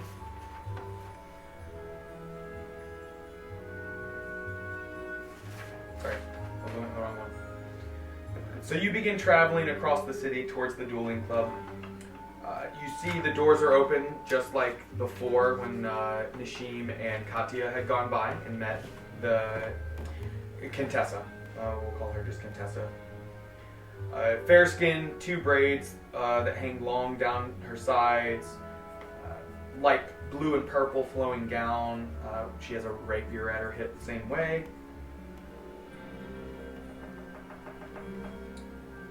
She sees you come through the door. Oh, good. Great. I'm so glad you're here. Lunch should be served in just a moment. If you'd like, please come. Let's sit down and talk for just a minute. Where are my manners? I've met you. It's good to see you, Nishim. Hi, Contessa. How are you doing? I'm doing great. I had a great morning class with some of my patrons of my establishment here. You must be Thalic, and you, by the instrument on your back, must be Ronnie O. You got it, sister. It is really great to have you here. Is Katya and Kai not, are they not coming? They were called away on urgent business. Make a deception check. I should have had you do that before. For the last No, one. for real, we are.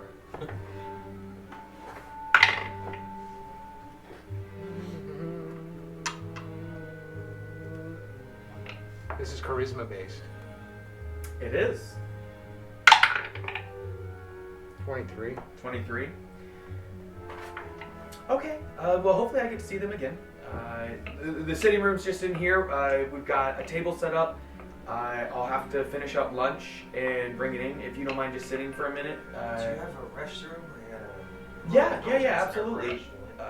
It's just, it'll be actually just right off the hallway from where the dining room is. And yeah, just come this way. And you guys see there's actually on the walls, this is very much an established dueling club. You see a rack of assorted training weapons and another rack of full-on weapons. Then you see on the walls plaques of different like champions of the dueling club across the years. You see a large tapestry banner that hangs from the ceiling in the center of it with the symbol of the Marcial family, which is the dueling club family. She being the heir to it, or heiress to it. She points down the hall to the restaurant. And Ronnie, the restaurant's just right down here on the right. Awesome. There should be some paper, some towels in there for you to dry your hands after you wash. If not, just let me know and I'll bring some to you. Thalic and Sheen, just right this way. She continues on. A nice, definitely worn table. Many meals have been served at this thing. It can serve probably 10 at a time. The chairs are all mixed and matched, just sorted wooden chairs, very basic. And she says, okay, so I'm just going to be in the kitchen. It's just in the adjoining room. If you need anything, I'm going to, here, go ahead and sit down and I'll get you some drinks. So does she not have help? No.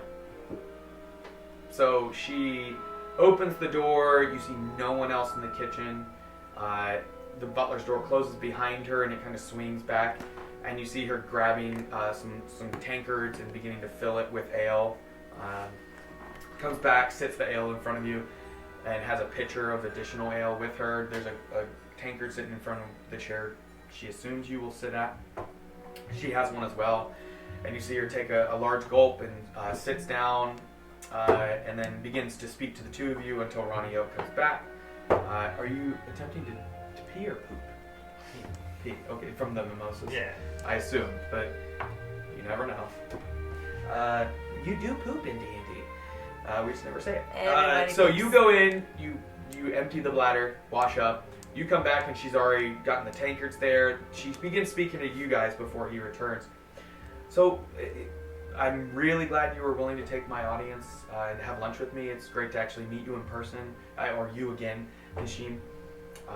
My family, we've been here in this city for a few centuries now. We're a very established name. Our dueling club is actually the oldest dueling club in the realm. Renowned for producing said champions as Galador and Baron the Brave. Both champions across multiple cities and multiple titles held. I myself, I'm not quite a Grand Master, but I'm considered to be a Master of Arms. And oh wait, shoot! And she gets up and takes her tankard with her, takes a gulp, and continues on in. And the door kind of swings back again. She sits. You see that her sit her glass down and begin like spreading like mayonnaise over bread and like making the sandwiches. She was. It seems very excited about having you there that she's kind of forgetting. Oh wait, I gotta make the food. And Ronnie, you come back to the tankards there. It's a few minutes before she returns. Is anything said to each other while she's in the kitchen? Or you sit in silence? You think we should help her?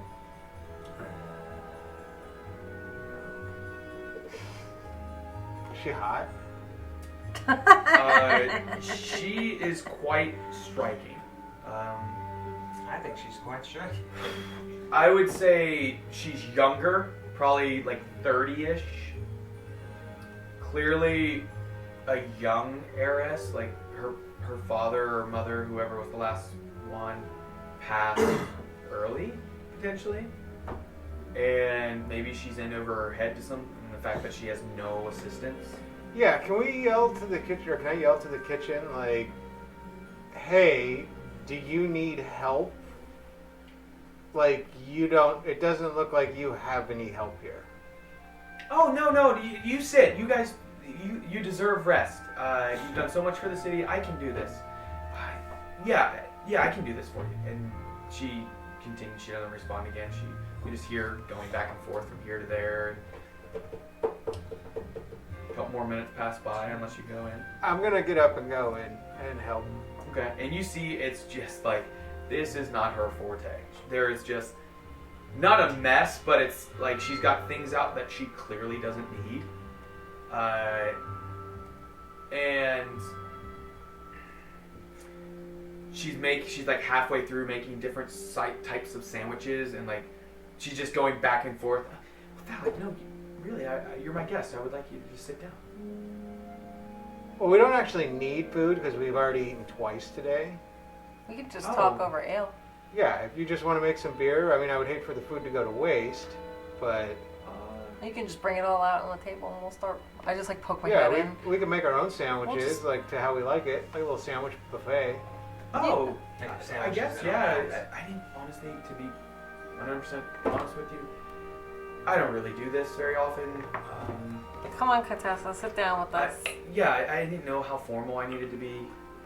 Sure, yeah, we can do it that way. And she like kind of slides stuff on platters, and she hands one to Thalic and one to Ronnie, and like has two in her hands, and she's balancing one on her arm, and they go out. You sit everything down on the table, and there's just tons of different types of food.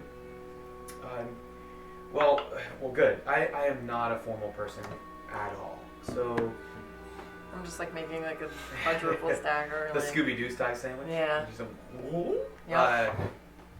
This is perfect. Well, really all I wanted is I wanted to offer you membership, honorary membership to the Dueling Club. I'm sure you have skills in combat, clearly, of being able to remove Bartholomew from his evil designs, and all I ask in return is that you deliver a letter for me to Commander Fenrod. That's it? Lord Commander Fenrod. Yeah, I saw you with him at the what was it? The assembly that was called, that was your award of the estate and title within the city. So I know you know him, so I was just hoping you would deliver a letter for me. Are the contents of the letter confidential? Like, what was the nature? Make a persuasion check. With advantage, because that's charisma based and you're in the city. Roll twice. Take the higher. No.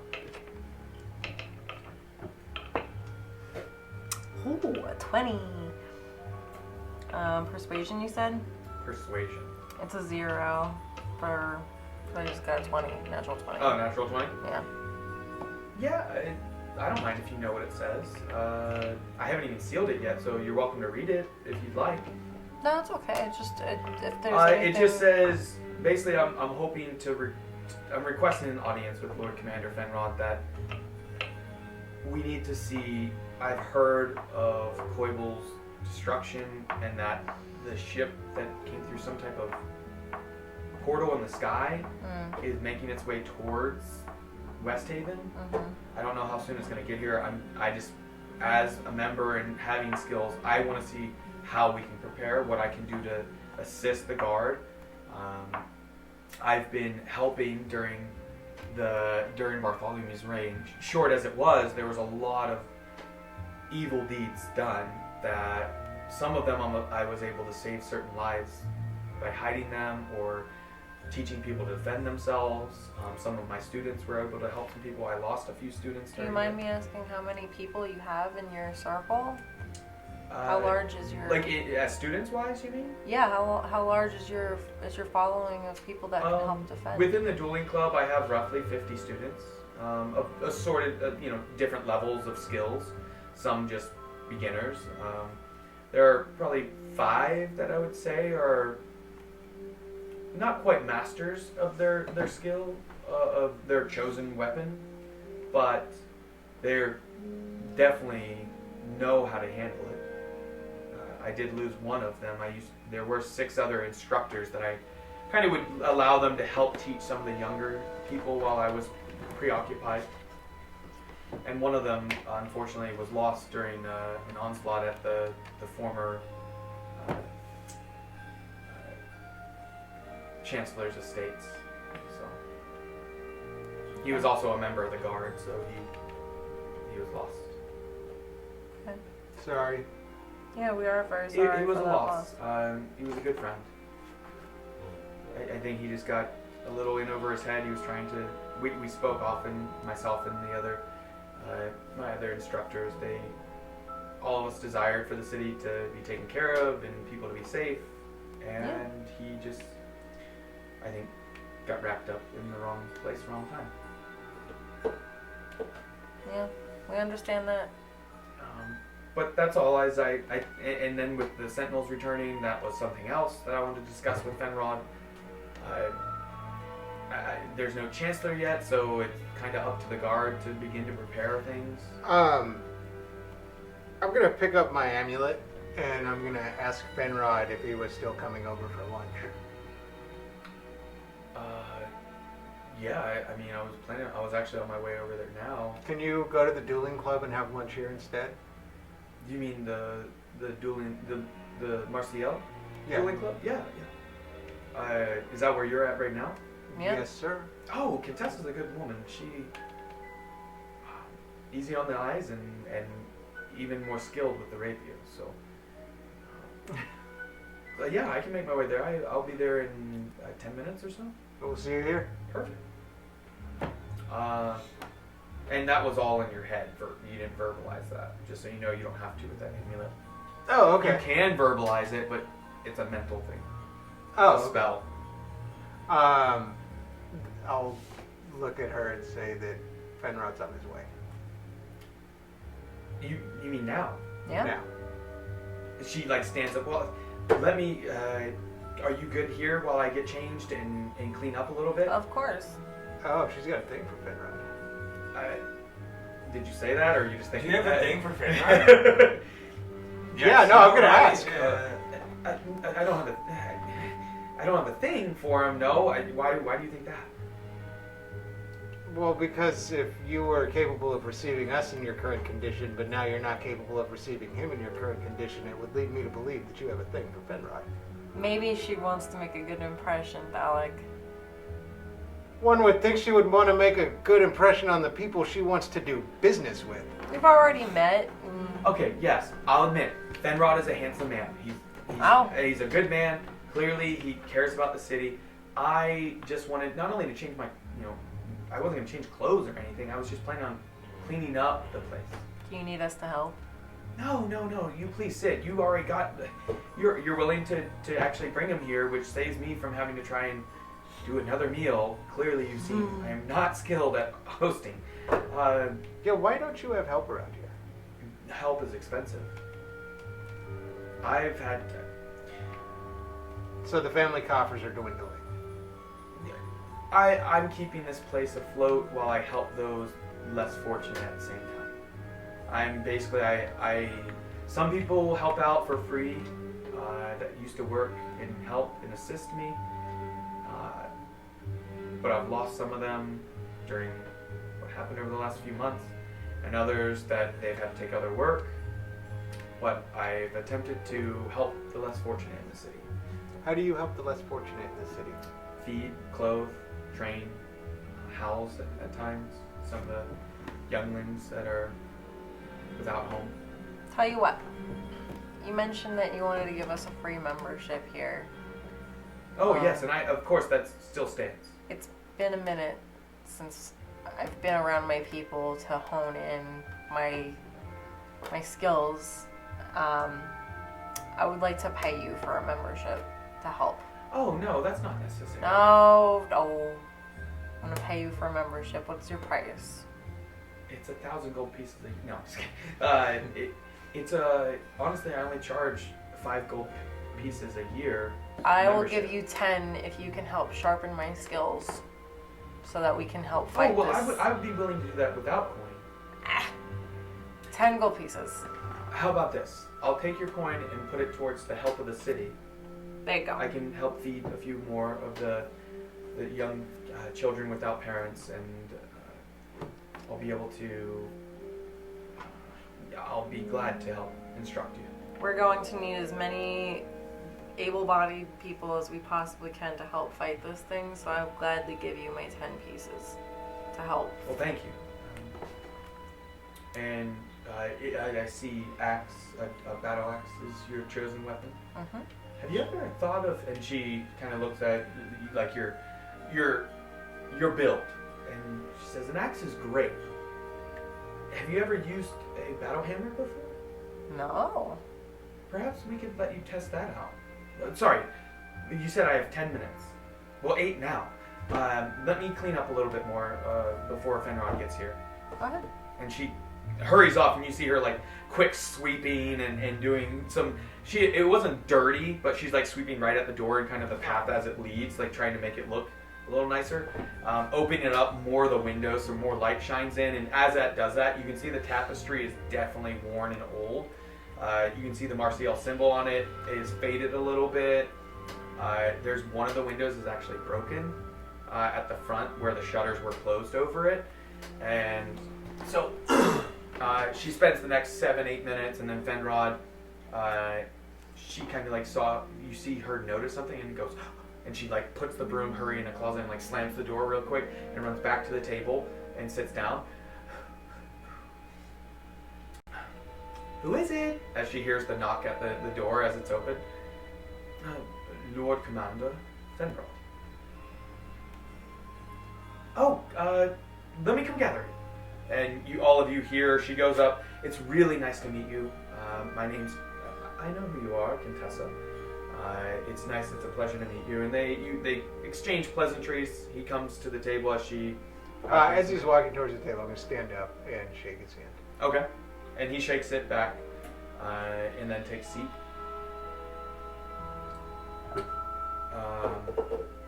So, am I good to begin making my own meal? Yeah, join us. Take a seat. And he sees each of you have any eaten food and such on. Your plates have been used, obviously, at this point, even if it's just snacked on.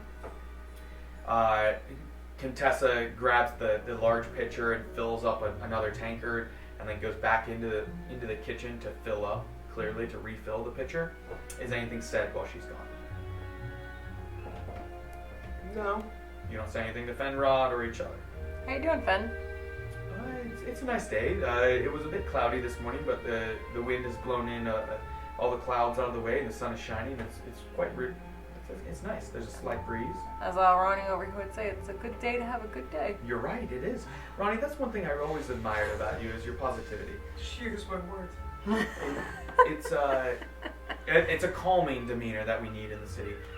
So why are we here at the Martial Dueling Club? Contessa's willing to help us out with our current predicament in the city. I'm sure by now you're aware of with everything that's been going on. What you mean with Bartholomew, or? The larger issue. Oh, yes. We're aware. The Sky Sword has sent word. We're beginning to make preparations. Bartholomew had stalled those preparations for a week's time. once word came down, and it seems that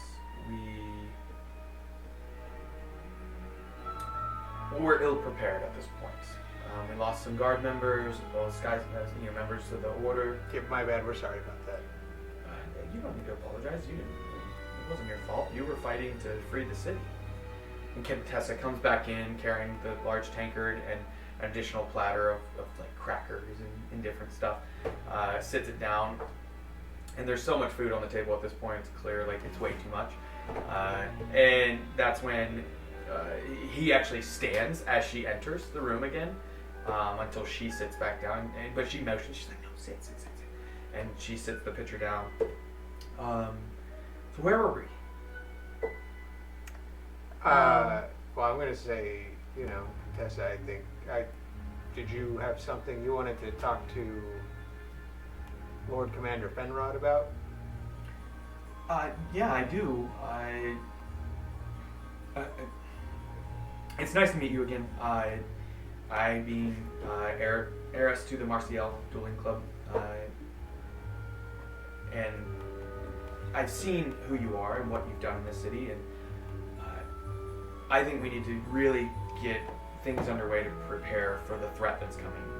Whispers are that it's something that Koibul wasn't able to handle, and it destroyed their city, and we're nothing the might of Koibul, and I want to do anything I can to save the people. Well, there are preparations beginning, but you're right, we need to speed things along. We don't know how long we have. The Sentinels returned as well, and we don't know for sure their intent. We should. I'll take any help I can get. I'm going to interject. Tell them about the Sentinels. So you think they're actually here to help us? They're not here to help us. They are here to help the world. Okay, I think I understand your meaning. At this point, we're on the same side. Yes. Okay. So, and you're saying it's best if we stay out of their way? Yes. And you know for sure that all of them have the intent of fighting against this threat? No. Some of them will fight anything that gets in their way. Yes. There have already been reports across the world, not just the realm, of some of the Sentinels burning villages, destroying livestock, even beginning to gather riches. Some of them, hordes of riches have been plundered. There was one large red one that assaulted Kent just only a few days ago, and it was a large, massive, from the sounds of it. Fire hot enough to melt, and I do mean melt, the very bricks on the buildings. So, I believe, I was concerned maybe you didn't know that all of them were not intentioned on our benefit. The Sentinels are here because there is a power imbalance. Well, hopefully we can assist in getting rid of the threat, and they'll go slumber again. Because the last time they awoke, the world was left in ruin. We barely survived. The world will be left in ruin, one way or another. Well, this lunch isn't very pleasing. Sorry, I don't mean that, Contessa, that it's not pleasing to be here for the food. It's just, it's a lot to handle. Manner of conversation is a lot. So, did I hear right? You came from Baroness Shinkar's estate? Her Yes. home earlier? Yeah, one of my patrols said they saw you leaving there. What does she want with you? She wants us to endorse her for Chancellor. I don't think that would be wise. No, she's a liar. And she's a fake. She didn't smoke one cigar the whole We're time. concerned about the company she keeps. Yes. Some of her business associates are, trust me, they are known to be legal in their doings, but they are not good people. No, are you talking about Goldborn? He is possibly the most wretched businessman in the city. We figured as much. All he cares about is coin and food, and he is willing to do anything to get it. He goes in, he again legally takes over businesses after he gives them business deals that are not in their interests in the slightest. People that are desperate take the deal, and he ends up overtaking their business and growing his, I'm just going to call it an empire at this point.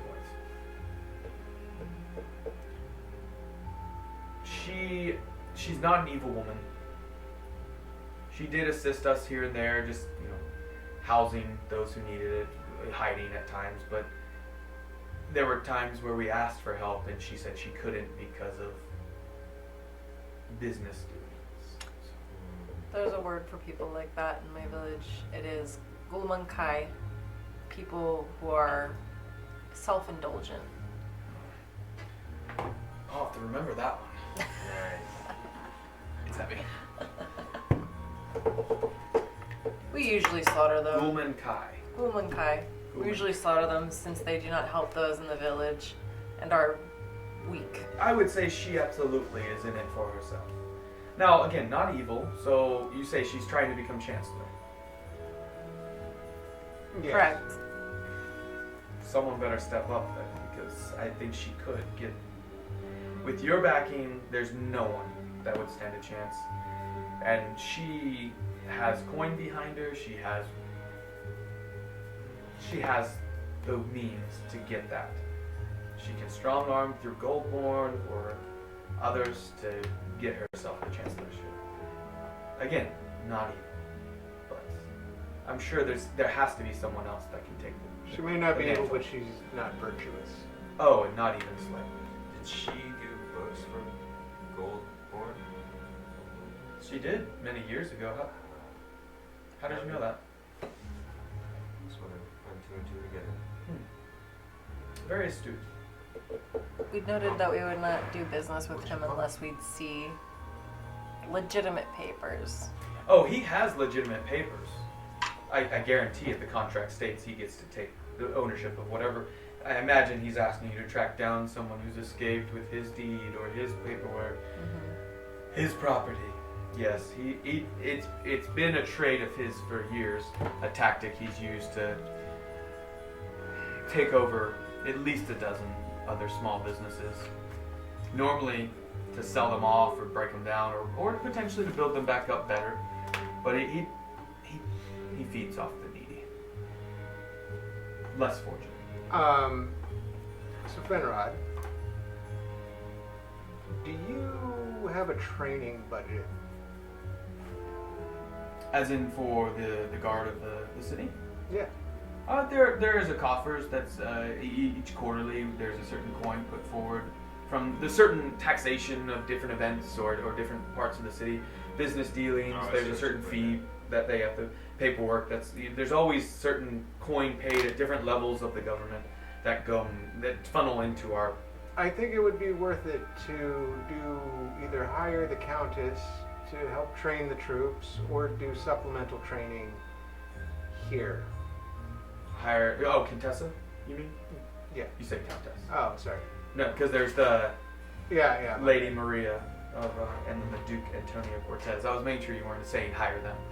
No. So you mean for me to? I mean, it could benefit. She is renowned for her skills with the rapier and sword, amongst other weapons. Many, not only skills hand to hand, but tactics to use for defense. How to defend those around you and such. So, if you would be open to it, Contessa, well, absolutely. That's why I asked for the escalators to see if I could. Originally, I was going to hand deliver you this, and she hands over the letter and kind of glances at it. I would have accepted it without the invitation. I think it's a great plan, Thalik. And Contessa, I would greatly appreciate any help you can give to not only the guards, but... For pay. Oh, absolutely. We've already started her out with a small sum to back our endorsement of Contessa. Well, as new Lord Commander title, I have some say over the designation of funds. Not all of them, but I could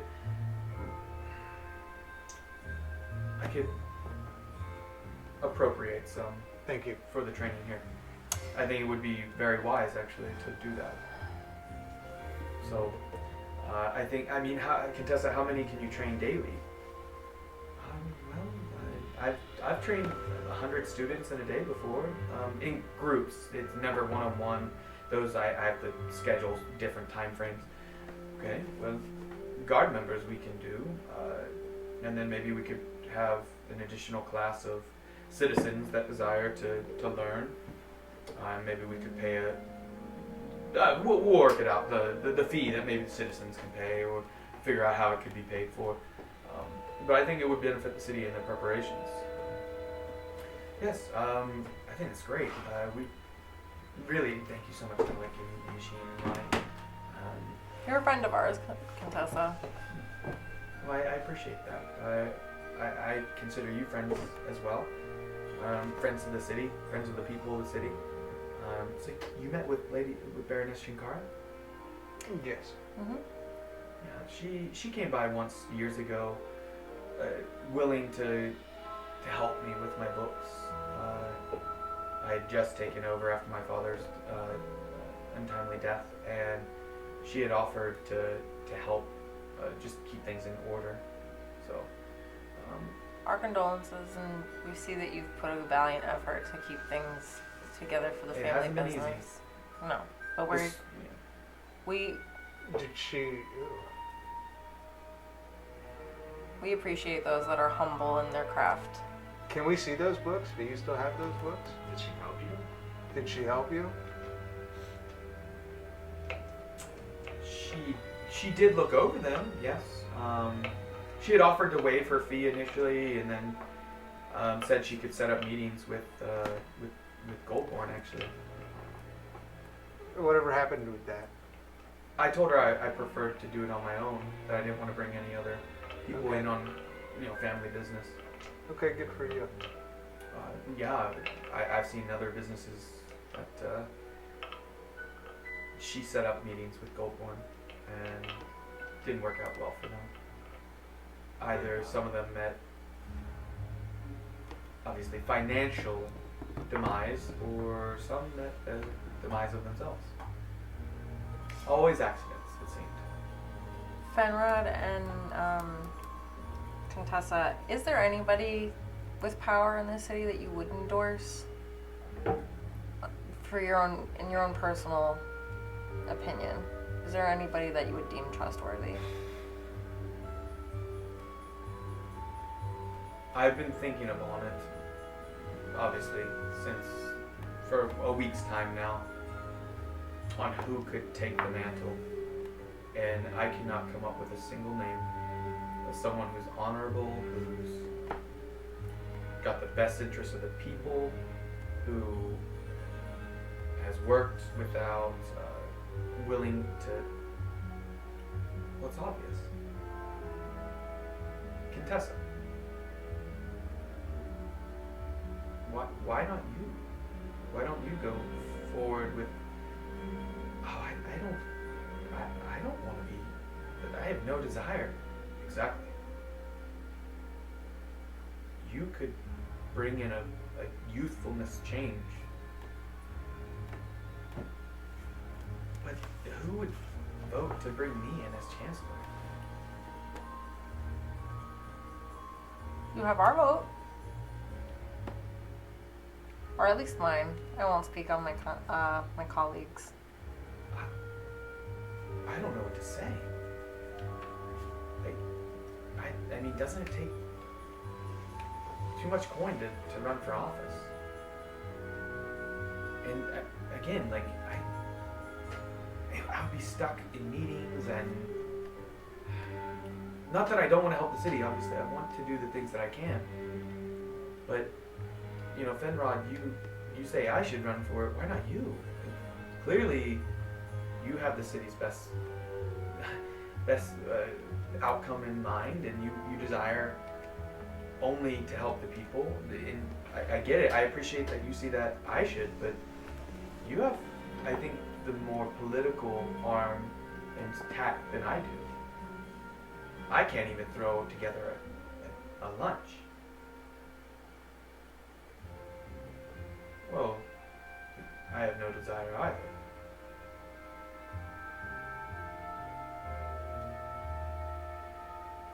Well, just think about it, Contessa. No, you think about it.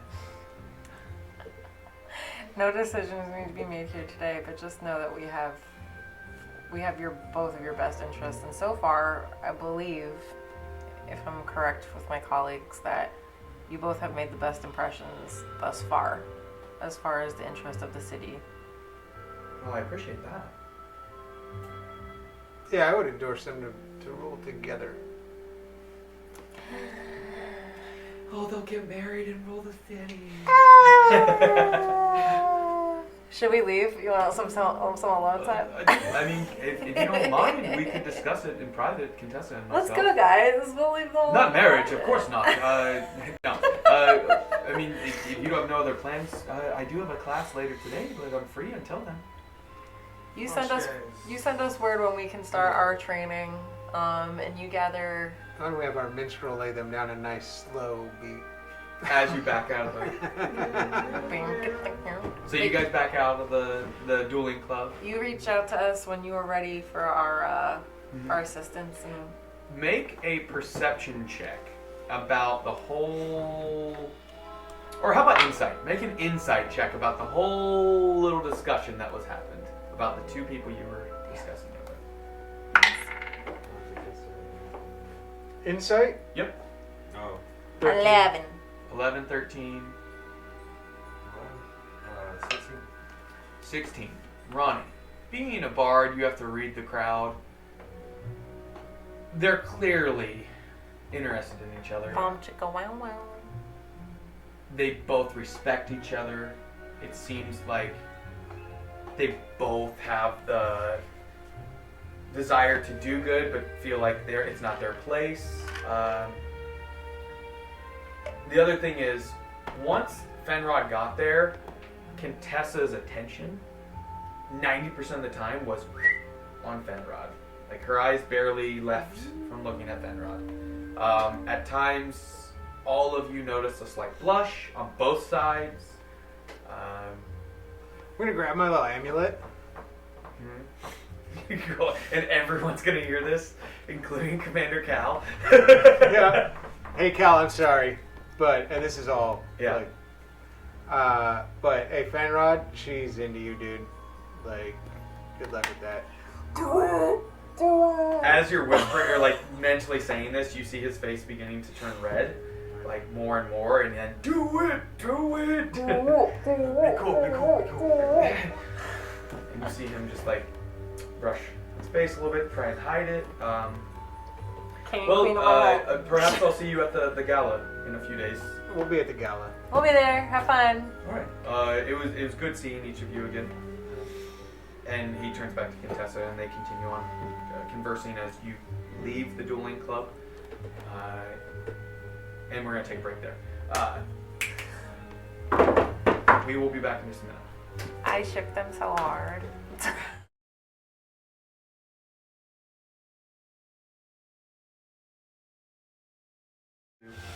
Hello! Alright, so we're back. Alright, so you have officially set up Lord Commander Fenrod and Contessa de Marcial. That's her abbreviated name. You are supposed to have dinner tonight with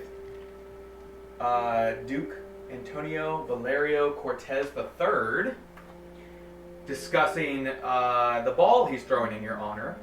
And then you were requested to have a nightcap with Lady Maria Isabella Cortez. She did not state in her request why other than to discuss the matters of the ball she's thrown in your honor. But she wanted a nightcap, and they line up about an hour and a half difference. So the dinner it's roughly 1 o'clock right now. We're well You fed have about today. 5 hours until the dinner is supposed to start. You have to decide should you arrive on time, early or late for the dinner, not the ball. This is for Duke Antonio Valerio Cortez III. I would like to go hang out at the Large Tankard Inn for a little bit and then go wherever we're going. Okay. To Are you going gather- with him or are you going back to the estate? I guess we gathering our thoughts on everything so far, like before going. Yeah. Okay, let's go. Let's go to the Large Tinker Inn and All right. discuss. So all of you, let me switch this up. Sorry, gonna change up the music a little bit. Let's see. All right, so you begin traveling from the Martial Dueling Club to towards the Large Tankard Inn. It is about a 15 to 20 minute walk. It's on the opposite side of the city. The Dueling Club is on the it's kind of middle of the city, but on the west side, and like near the edge of the city of the cliffs. There's a wall in between the cliffs and the city, and then the Large Tankard Inn is on the east side of the city by the gate, the eastern gate. So you begin traveling across. Give me a perception check while you walk across the city. As you're walking away, Commander Fenrod does come over the... Oh, by the way, I spoke. There was no patrol that at least didn't report spending additional time at your estate last Said night. perception check. All that was stated is that normal patrols were performed, but no lingering near your estate was reported. Huh.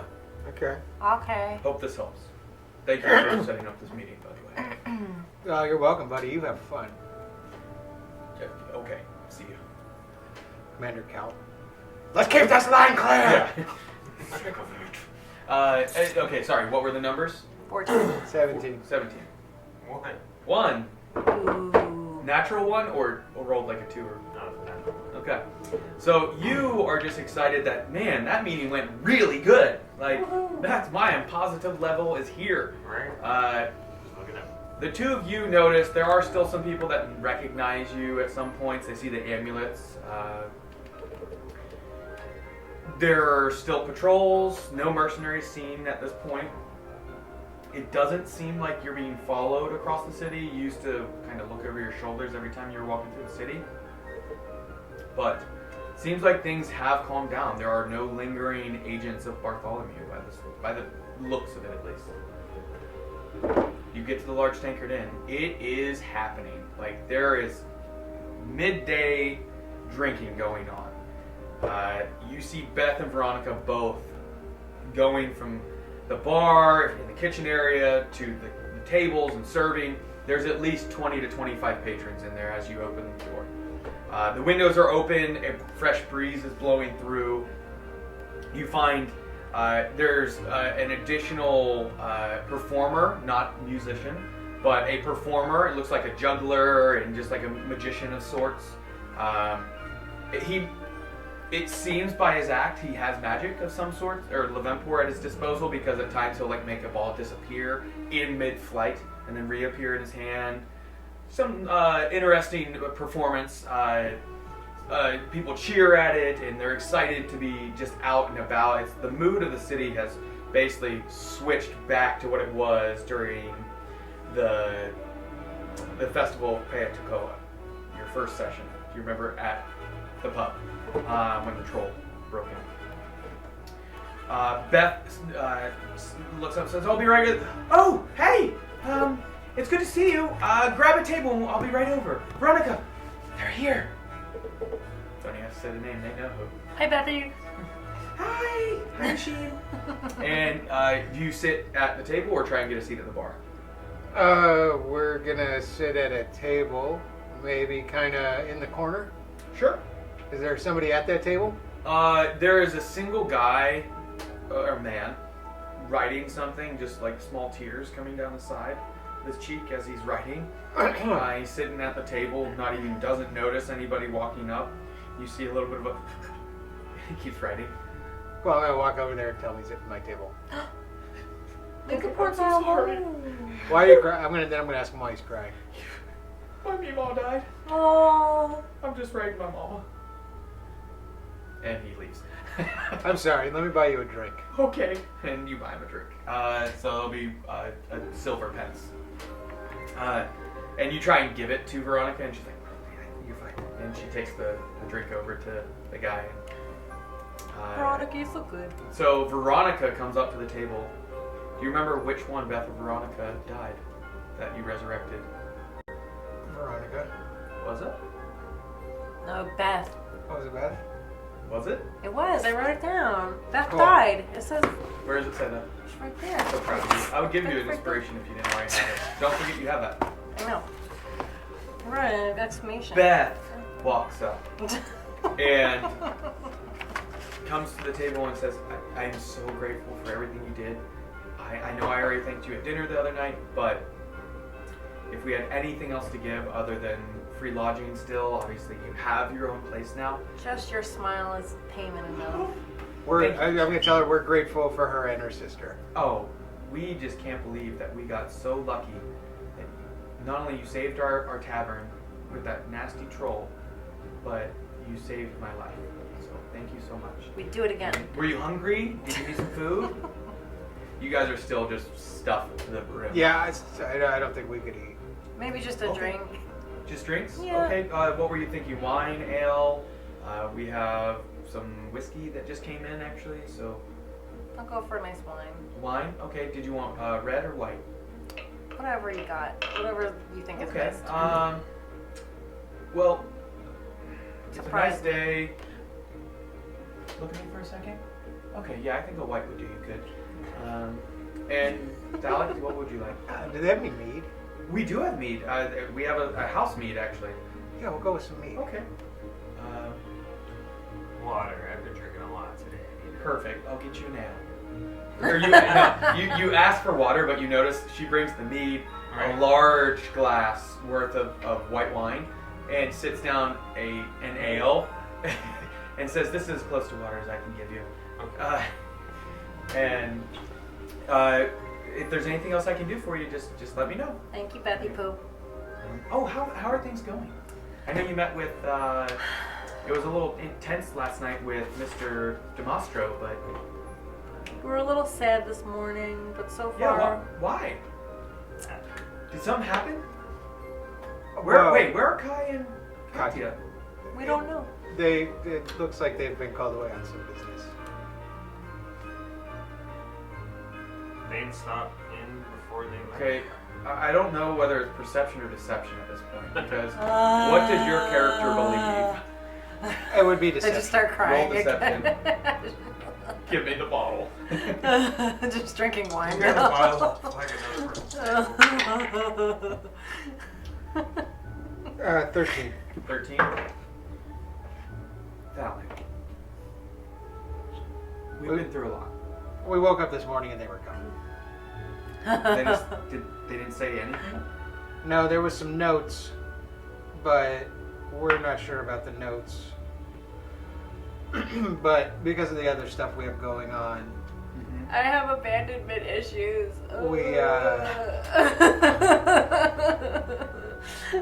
we're just kind of playing it close to the chest. Okay. We're trying to figure it out. Well, I mean, I can, talk to some of the patrons to see if they've seen them. That would be great. Here's the thing. You said they left notes. Do you have them on you?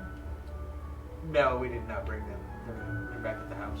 I actually have a bit of a little knack for calligraphy and being able to see potential foul play, like if somebody's maybe falsifying documents. I've done it before.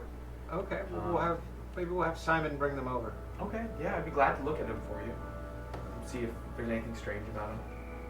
I've never seen Katya's handwriting, and I've only seen Kai's one time, but I can just take a look for you. And if there is anything else, and anybody else I need to talk to for you, or just let me know. Thank you. Are any of the patrons in the bar getting rowdy? In a bad way, no. Oh, okay. Just excitable about the musician or magician and the just a happy, jolly mood, basically. There's a Everybody- magician? Nobody seems to be day drunk, but nobody's on their first drink by the looks of it.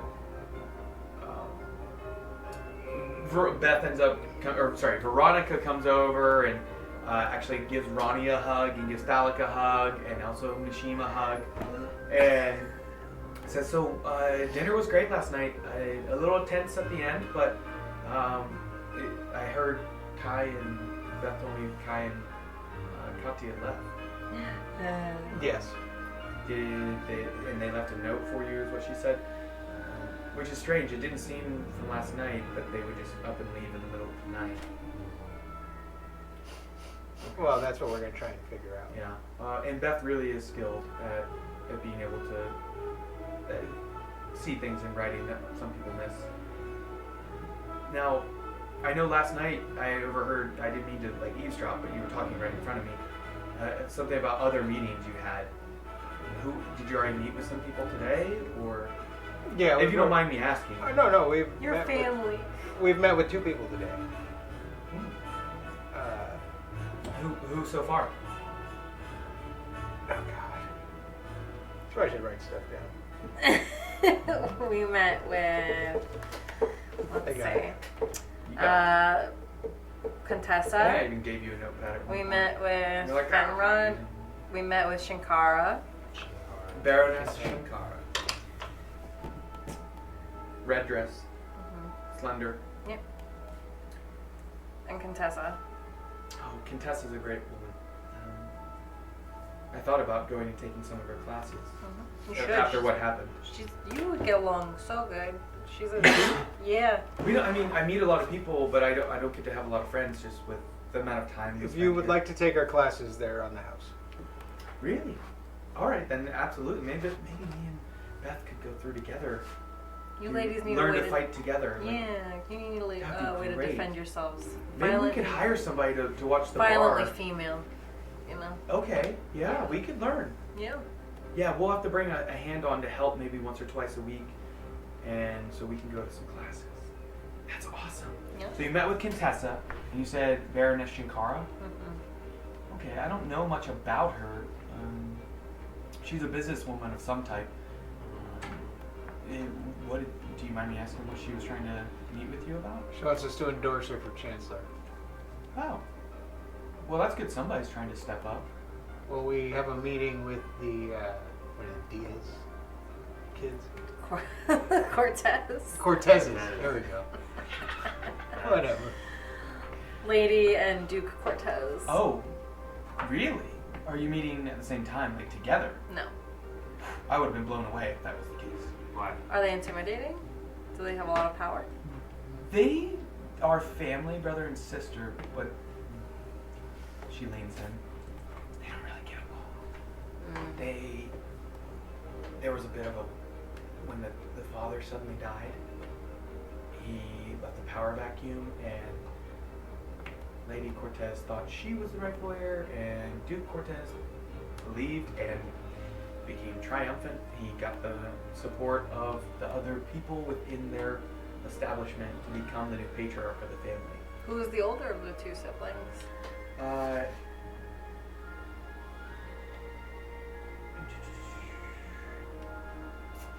It was actually Lady Cortez that's the older of the 2. Our tribe does not see gender. We only see the firstborns.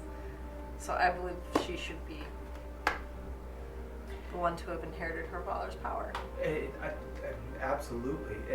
What was is, from what I know of Duke Cortez, is Antonio is much more charismatic and influential with people, willing to speak to people, whereas Lady Maria is more of a homebody. She's quiet, reserved, intimidating for sure. When I've spoken to her twice when she's come into the pub.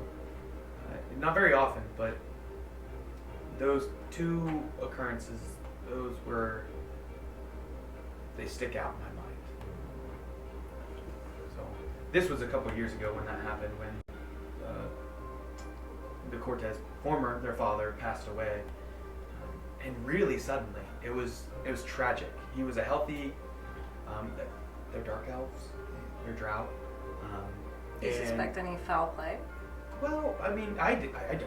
I don't know anything about it. Obviously, there's whispers and rumors about healthy people in charge suddenly dying. But who knows really what it was? It's hard to know for sure. Do you think either of the siblings would have been capable of it? No, that's their father. I mean, could you murder your own parent? Not I, but anybody will do anything for power Well, I mean, I guess that's true, but under the right circumstances. I have no reason to believe it. Yeah. But so you're meeting with both of them tonight? Yes. Yes. Oh, okay. Who's? I mean, you don't have to discuss it with me, obviously. I would just be on your guard when you meet with them, even more than normal. The city needs you. They need the escalators. They'd be foolish to try to attack us when they definitely need more help than. Would you like to be my date to this meeting so you could provide me with insight? Like to tonight's? Is it like an event they're having tonight, or do you mean the ball? No, it's a dinner tonight. Oh, okay. You could also be my date to the ball if you like. Are you talking to Beth or Veronica? Make a persuasion roll. Yes, with advantage. Does it matter which one you're talking to? No, not really.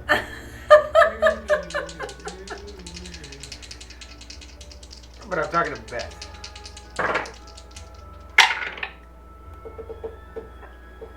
No, this is not good. 12. Well, I rolled a 9, so Oh. Beth kind of looks down for a second and looks back up, a little red in the cheeks at this point, and I would be honored. That'll be great. What time should I arrive at your estate? For which thing are we talking about here? For the dinner tonight. We're leaving from here. Oh, perfect. So you can escort me there? Yeah. All right, I'll be your escort. And now, can Veronica come? Yeah. Okay. Who's gonna bring Veronica? I'll bring. Okay. Do you want to come, Veronica? Yeah, of course. I mean, free dinner. Why not? You could We'll be have to my. close the tavern down for the night, but You could be my we'll girl make money date. today. Perfect. Right. So what time are we gonna leave? Dinner's at 6. It's roughly 2. Oh, I don't know, like 2.5 hours. How long's the walk? To their estate. So you got directions to their estate as well. It's a good thing you didn't take the Zep, because you would have had it all day. Their estate is actually right outside the city. It is a large, for Antonio's estate, because him and Lady Maria live in 2 different estates. Oh, they don't have a family estate. They do, but Antonio is at the family estate, How far? right outside the city. It'll probably take about a half hour to get there. Okay. How so far we'll apart are the 2 estates? From each other? Yeah. Lady Maria's estate is inside the city walls, about 20 minutes or so. It's actually pretty close to where your estate is, Oh. in the wealthier part of the city. And who are we Okay. seeing first? Antonio. Antonio. Antonio. So you'll go outside the city, do dinner, and then have to kind of hightail it. Well, at least we'll be close to home on Mhm. the second half of the night. So. So, anything else you want to discuss? No. Is Ronnie Oak gonna get up and sing some songs for the bar goers while we're just chilling? Try to lift our spirits. I don't know. It's been a hard day. A lot of negativity. Well, I What think we could use negativity? some positivity. Okay. We've been being positive all day. Yeah. Okay. So I guess we'll just chill. Okay. So you spend a few hours. Beth and Veronica close the door, call last call at about 4:30, 5 o'clock. And you hear all of them go, "What? Are you serious? It's not even night. Where are we supposed to drink?" And Beth just chimes up, "I don't give a shit where you drink. We're closing up." And I'll stand up and say, does anyone have a problem with this? no. And they all sit down, finish their drink, and leave. There you go. Within 10 minutes, by 5:10, 5:15, everybody's out of the pub. Beth and Veronica head to their personal rooms. And they come back out about 15 minutes later. Not like formal attire, but a little more nice than a barmaid. washed hands, washed their face, that type of deal, and just cleaned up. And all right, I wonder what they're gonna serve. It'll be exciting. We haven't been to it, other than your home last night. We don't get to go to many dinners, so this is great. 2 nights in a row. I wonder if they'll have a pheasant. And so they just kind of both are very upbeat and excited as you're traveling towards Antonio's estate, or Duke Cortez's estate. And you arrive to an area on the northern part of on the southern part of the wall, and you've seen this estate before. When the dragon came out, you saw it off in the distance on the outside of the wall. It has its own wall around it, not quite as tall as the city wall, but the estate backs up to the city wall. So it has like a secondary wall around it. And you can see the estate is these are old money, ultra wealthy of the city. Not only of the city, of the realm. Outside it, you see a handful of workers, not only seen to the grounds, but there's, it looks like a shipment of barrels of some type of, it looks wine or something along those lines, some type of drink inside the barrels.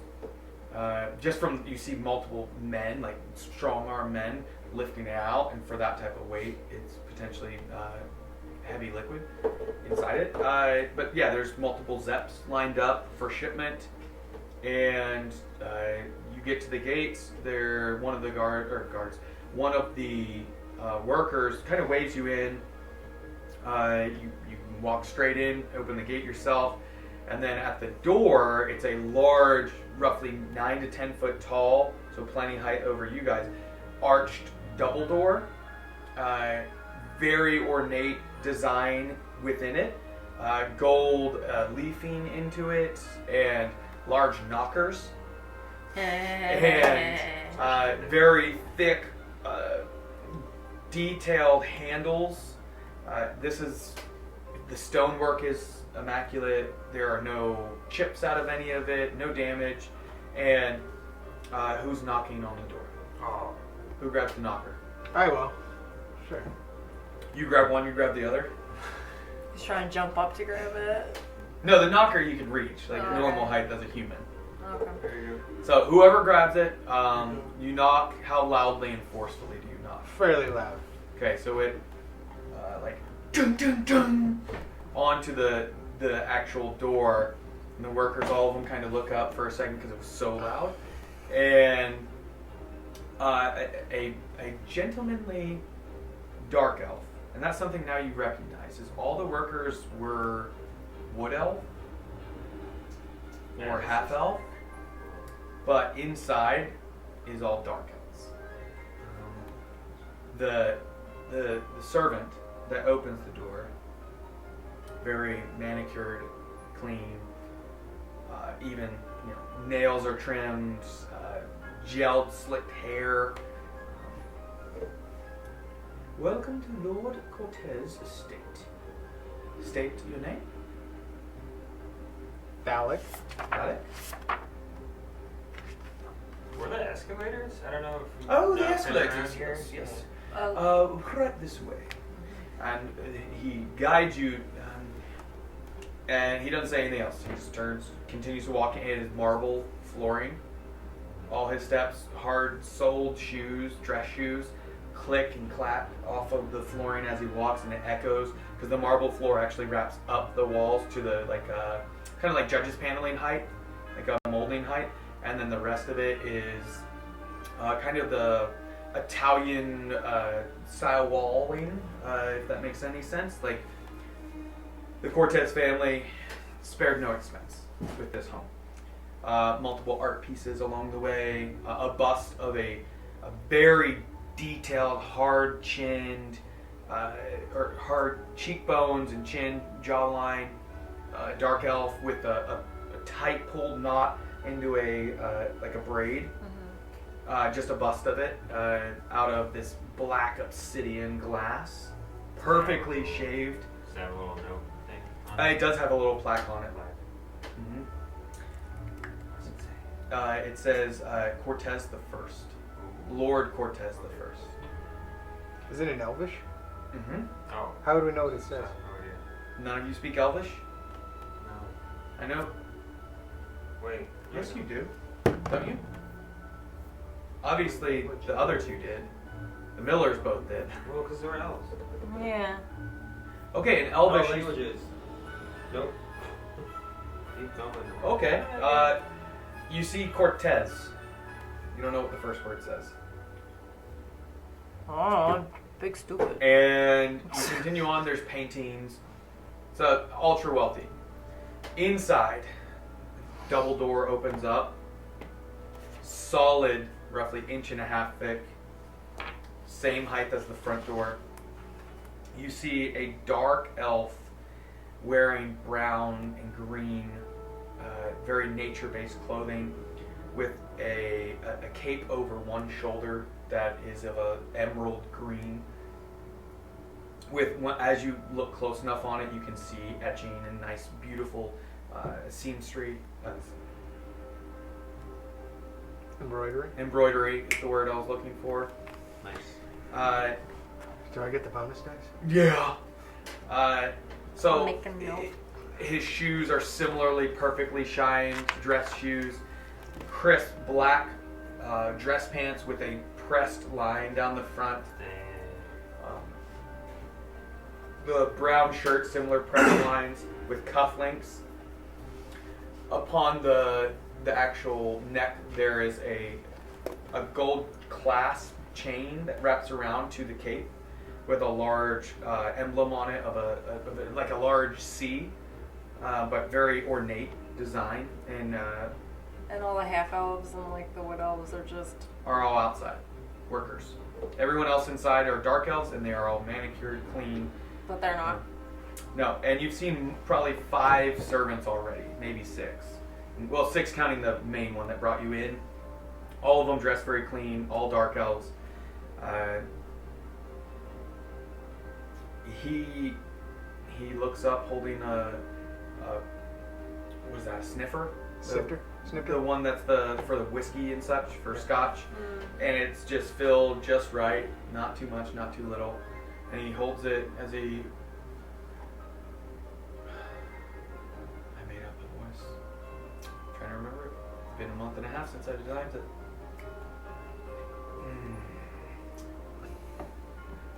Welcome to my estate.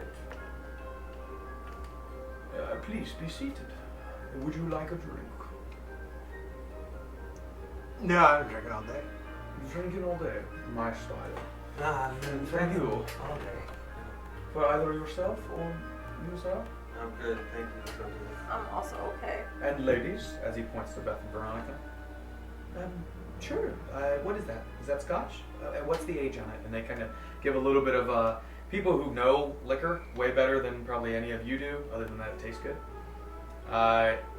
They get poured beverages by one of the servants that's just stands at the ready at the wall, where there's a little butler's cabinet with a bunch of different bottles of different whiskey, different liquors, basically. Brings them over. You're seated at probably a table that could handle roughly 30 to 40 people, depending on size. With all of these padded, beautiful chairs, high back. One on this end where Cortez, Antonio sits down.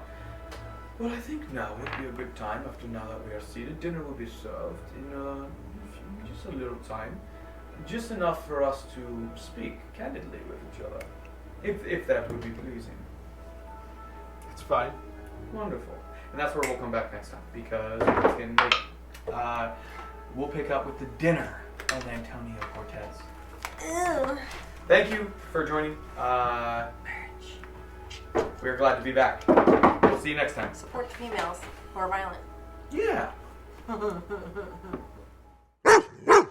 3, 2, 1, 0. All engine running. Liftoff. We have a liftoff.